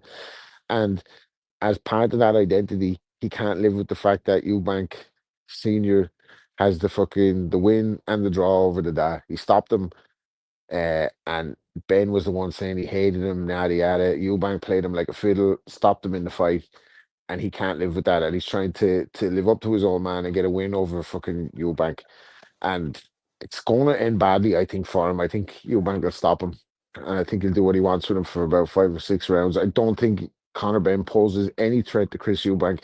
Chris Eubank It's is way showed. close with the books, Rob, and I keep looking at it. I'm like, am I missing something? Like I the think that's first time the around, UK punt in public, though, isn't it? I don't think it's not like doing the bookies in Vegas or something where it's very rarely wrong, where the line is never fucking wrong. Like, the you know public what I mean? money is moving this one a It's lot. the public money. Like, yeah, it's the public money. Like, even for example, there was a horse running that had a name that was kind of affiliated with the Celtic Football Club, and it went from like 66-1 to 3-1 yesterday because it went viral on Twitter. You know that way. So I'm not saying that's the Did same. it place? I don't know. I don't fucking know the front end of a horse in the back one, dude. I stay away from the horses, like. But fucking saying that, like, I just think you bet. Conor Benn is not hard to read. I think his whole persona as a boxer is he's trying to live up to the old man. That's why he's so loud. He's so vocal. He's trying to prove it to the world that he's a fighter. Like, you know what I mean? And he's jumping up out of this seat, and it's like it's all very contrived, not very convincing. And I think the fact that when he reacts like that when nobody believes his hard man shtick, you know, that way, like he's trying to be Nigel Benn when he should just be Conor Benn. Anyway, that was a free psychoanalysis for him. If he wants to play that back, maybe he'll have a fucking word with himself. But I Fine think contribution, Rob. A fine contribution. No, it's well said. Well said. I think Eubank actually fucking held his cool. Didn't let Pierce Morgan bully him. And actually, it's fucking, like I said this before, it's fucking, you find it hard to fucking reconcile when Chris Eubank is the good guy in the build-up for the fight, isn't it? Like, Chris Eubank's the guy we go, he's actually talking some sense these days, you know that way? Like, What are we dealing with here when this is a situation? Yeah, how we bad do you have to, like, we said that earlier, how bad do you have to be? He spoke about the relationship with the dad when he was like, you know, my father was with me like every corner, every turn. He wants to be on every interview. He wants to be on in the corner. He wants to be, and like I realized I had to go do what I have to do. And when that time came, like he didn't take it well. Then my brother died. Like, so, you know, it was interesting. It was hard not to come out of the interview really fucking having some time for Chris Eubank and really looking at Conor Benn like I'm up it. Like I fucking up it, honestly. But anyway. No, I think that was a fine take, sir. Absolutely. So, but anyhow, that was Des has wandered back. And Des, do you have anything to say on this particular topic, or anything that you might have missed since you're out there handling business, bashing heads, I assume, in a very efficient manner?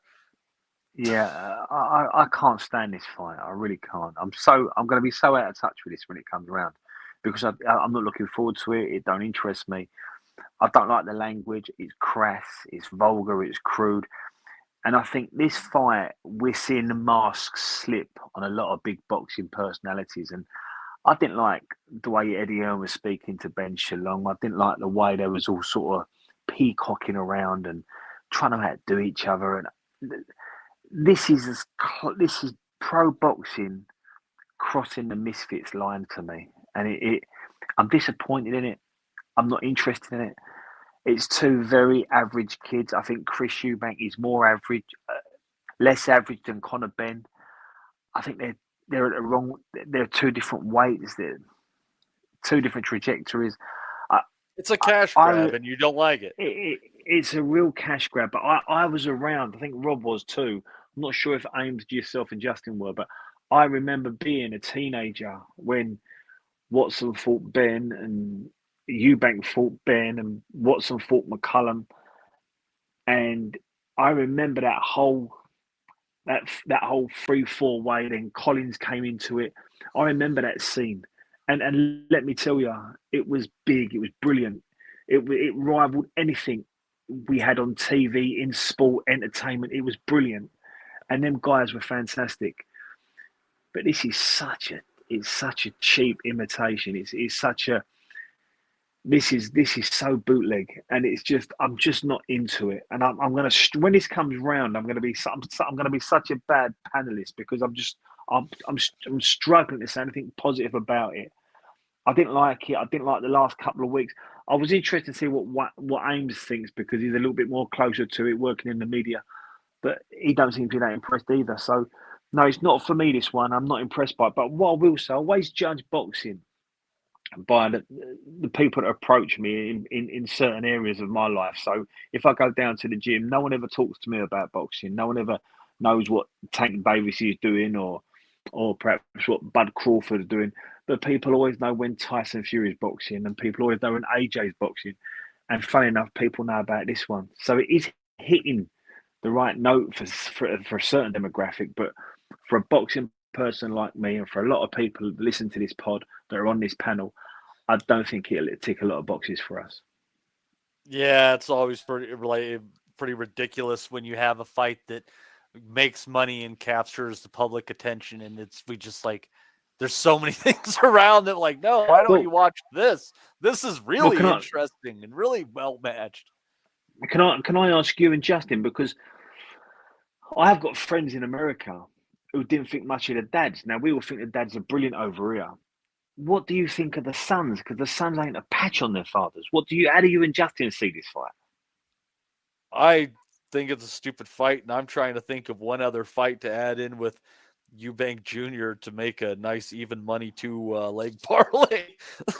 I think it's a stupid fight, and I really hope the Eubank wins and he wins big, and we can just be done with Conor Benn, because not only do I think it's ridiculous, and mind you, I picked Conor Benn in the first fight first time around before it was canceled, because I thought that Eubank Jr. was going to have a difficult camp, which he did, and I thought that Conor Benn was on steroids. and I was right on both counts, but they canceled the fight. And now, after seeing Eubank Jr. Start making the weight comfortably, have a few good performances, and the fact that Conor Benn is going to be under such incredible scrutiny and under such a microscope with this one, that there will be no PED usage that can be done. I've just got a middleweight smoking a guy who probably should be fighting at junior welterweight. Yeah, you're right. I don't care about this. I'm like this. Nobody who loves boxing cares about this, and especially like I think Matt knows over here, nobody even knows who the hell these guys are. I don't give a fuck. That's why there was only 50 people at that matinee fight in Vegas. It was when he fought, was it Pistol Pete Dobson? Yeah. Nobody knows who these guys are, and I think Rob. It's like fucking this fight is it's only being made because obviously the senior story, like because of who they are, like in no order. Would you be like saying Samuel Vargas and Billy Joe Saunders would be a great fight? You know what I mean? It's like it's fucking 2 weight classes apart. Like, what are we doing here? Like, so that whole fucking thing at the start, that really rubbed me up the wrong way. Then obviously the doping and Eddie Hearn's defense of it and the whole fucking shenanigans that we went. He served the fucking ban behind the scenes. I don't give a shit what £1 million he's after spending, and 3 organizations have cleared him. He's guilty as fuck. Stevie Wonder could see he's fucking guilty. He behaves in a guilty fashion. He gets all hyped up. He can't articulate himself. He's fucking crying on Pierce Morgan. He's a really bad liar, isn't he? Conor Benn's a really bad liar, isn't he? Yeah. He's not smart enough to fucking pull off the act that he's trying to pull off. Like, he gets so frustrated when you ask him questions that his face gives him away that he's lying, because he's like you said, he starts like. And he yaps on Twitter to the right guys, and he sized up Kell Brook, didn't he, in front of the cameras one time. And Kell Brook is not that kind of guy. Like, he's not a fucking type of fighter that goes and gets in fellas' faces and talks shit for fighters. He always carried himself with a lot of fucking class, actually, Kell Brook. Yeah. And he fucking wanted to push him on camera. See when he run up on Terence Crawford or Errol Spence like he was on Twitter and fucking go and fucking back in their faces. He picks his moments, doesn't he? Like, he picks his hard man moments. He's a bluff. He's a privileged kid. He's not a fucking fighter. He's only had 14 fights, this guy. Like, in any other fucking world, we wouldn't give a fuck about him. You know that way. He's one of the most irritating characters in sport. And you know what? My real takeaway from the Pierce Morgan interview was I actually fucking pity the guy, like. Because he's living in another man's shadow. Like, he can't be his own person. He's living in his dad's shadow. It's sad, like. It's sad, and it's going to get him hurt. And he's going to get a lot of money for the privilege. But this is spooky territory in this fight, because the legacy of the fathers can't be ignored. Michael Watson ended up in a fucking wheelchair. Gerald McClellan ended up in a wheelchair. Nick Blackwell's already fucking been rendered into bad health in a fight with Chris Eubank. What's a fucking blown up welterweight fighting a fella who's been fighting at 168, who's levels above him. Whatever you say about Chris Eubank's resume being stinking and he having one foot out of the sport and maybe not dedicating himself fully and not achieving what they said he was going to do, he still showed his beard, and he still showed one thing, that he's tough. Like, He is a tough bastard, Eubank, and he's a finisher. If he gets a fella hurt, he'll fucking take him out. What's he going to do with a little Conor Benn? Look at the fucking size difference between the two of them.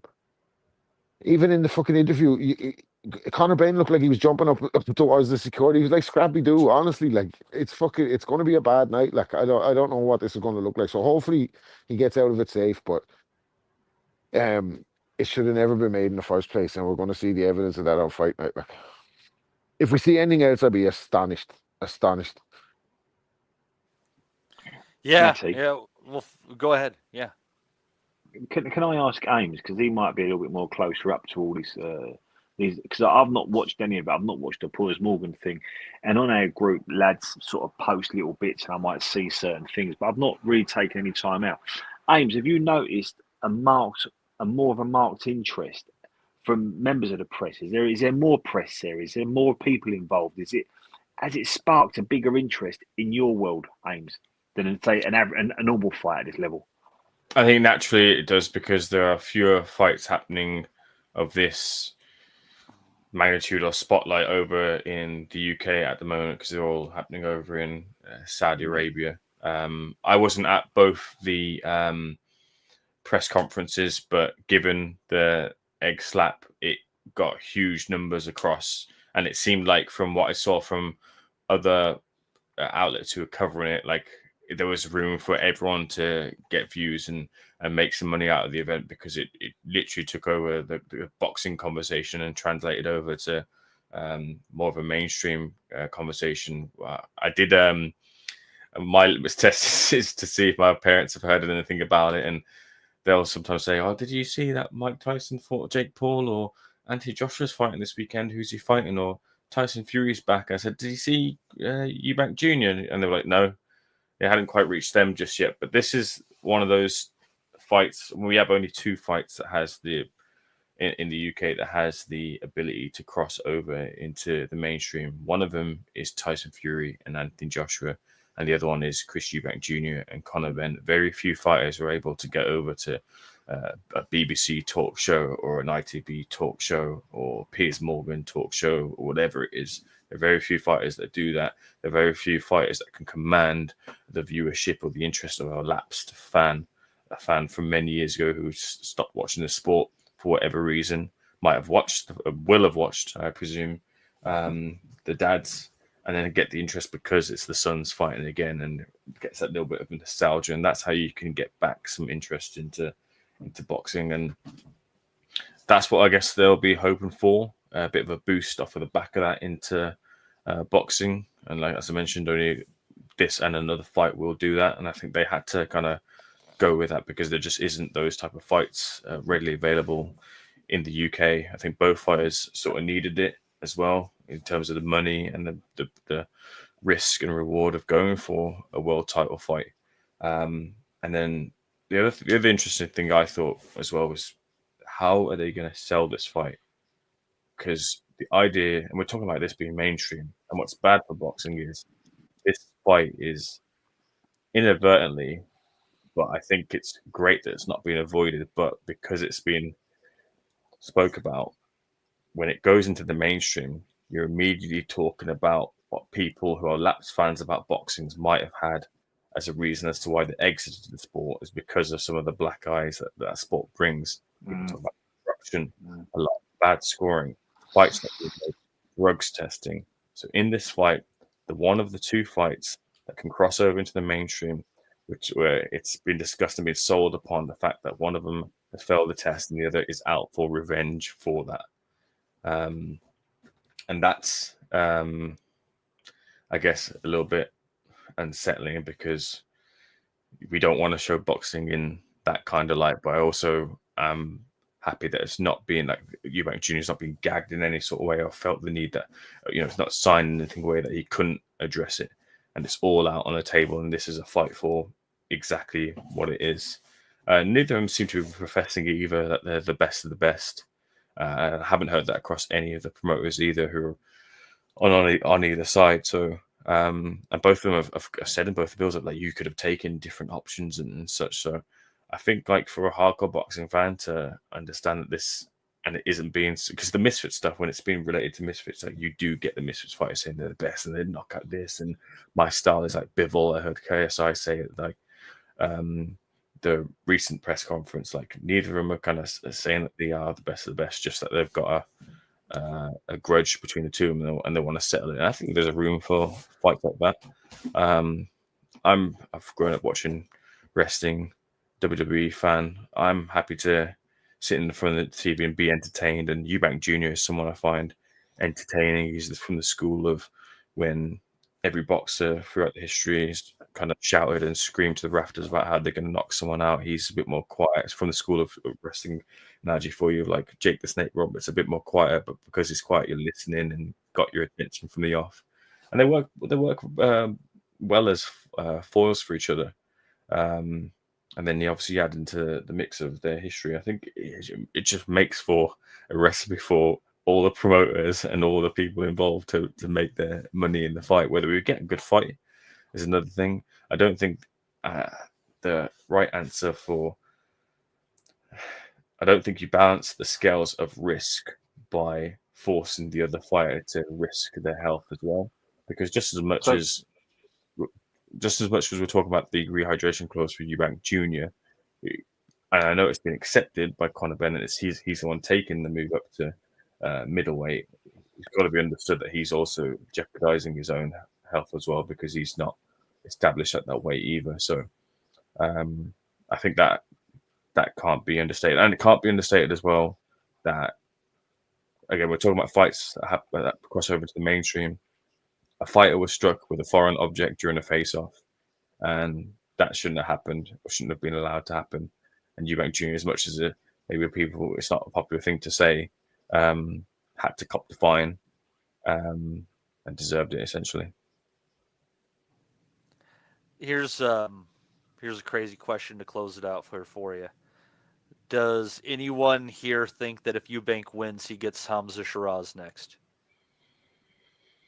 No, I don't think he's particularly interested now. That I mean, Eubank Jr. was saying from the outset he's like interested in, his buzzword is interested in sexy fights, and Hamza sort of come into the conversation with Canelo recently when he wasn't ready for it with respect to him, and it was evidenced. They were talking about it before in this Canelo He'd be looking deal. for a Canelo fight, wouldn't he? Second, Surely. Yeah. He'd surely be looking for a Canelo fight if he takes care of business, which I'd expect him to. Like, if he wins emphatically, I'm sure he'd fucking shout out Canelo, won't he? Like, he's gonna have. I feel like he has one foot out of the sport already, like, doesn't he? So, like you said, a sexy fight, like a big. What he means by a sexy fight is a fight that fucking pays big dough, like. Yeah, he wants his retirement money. Which, I mean, honestly, if you're smart, the freaking Canelo the way Canelo's going, he would probably fight him next. I mean, look at the opponents he's fighting. I mean, he probably would. He's supposed to fight Bud after he takes on Skull. Oh, he's going to skull fuck him too. Yeah, that's done, isn't it? I think the three fights are Canelo, Crawford, and Golovkin. Those are the ones that Eubank Jr. would want. I wouldn't get him a rocket chair. I wouldn't be surprised if you end up seeing Eubank Jr. fight someone like Belanga for a vacant world title. That's got his name written all over it. And what I will say is this, and needs to be said, we've been told for the last 15 years how brilliant these promoters are, and how brilliant our networks are, and they're the home of sport. But we've all seen boxing come from an era where you had Lennox Lewis and Nazim Hamed and Nigel Benn and Joe Calzaghe all operating at the same space, and it's travelled from that space to where we are now, where this fight, like Ames just said, it's got crossover appeal. They never made a lot of these promoters have never made 1 and 2 in any division in their whole career, and this is what they're giving us. And I think it's a state of where British boxing is, because I can remember a time in my life where this fight wouldn't have seen the light of day. It wouldn't have interested anyone. But we're now sort of verging. What is boxing, and does boxing have a place in our hearts anymore? Well, it does when it's like this version of boxing. And I think it creeps so close to that misfit type of boxing, that type of celebrity football match where Robbie Williams is playing with, someone else from EastEnders, and they throw in a Paul Ince or a Paul McGrath. I just think this is the worst type of boxing they can sell us, but it's selling. And I think that says an awful lot about where boxing is at the moment. Well, I'll say this, we're in a different era now because you've got all the social media stuff. We don't know what kind of shit fights would have been made in the 90s, 80s, early 2000s if they had all the access these guys have to the platforms to talk shit and to get out there and make all these random dumbass fights. So honestly, yeah, they didn't make them, but there wasn't. Can you imagine the shit Tyson kind of shit he would have got into? Can you imagine the stuff that would have been made if these fighters had access to all that shit that these guys do now? We could have really had some crazy ass shit that would have been made over the last 20 years if they had all that stuff these guys have now, the platforms, and that's all people watch now. That's all they read every day is these social media shit. We don't know what the hell would have misfit type fights we'd have had in the 90s or 2000s if they had all that access to that. Justin, I don't think any of these misfits would have gone anywhere near some of the guys. You mentioned Mike Tyson and then heavyweights in the 90s. You think about their middles and super middles of the mid to the early to mid 90s. They wouldn't have allowed anyone misfit to go anywhere near them. They'd have got slaughtered. Imagine a misfit trying to fight fucking Marlon Starling or Mark Breland or someone. Iron Barkley, Ray Mercer. They would have got slaughtered. Jesus.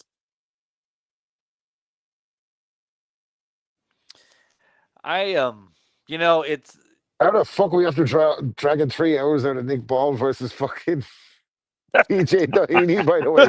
Holy shit. Talent, motherfucker. Talent.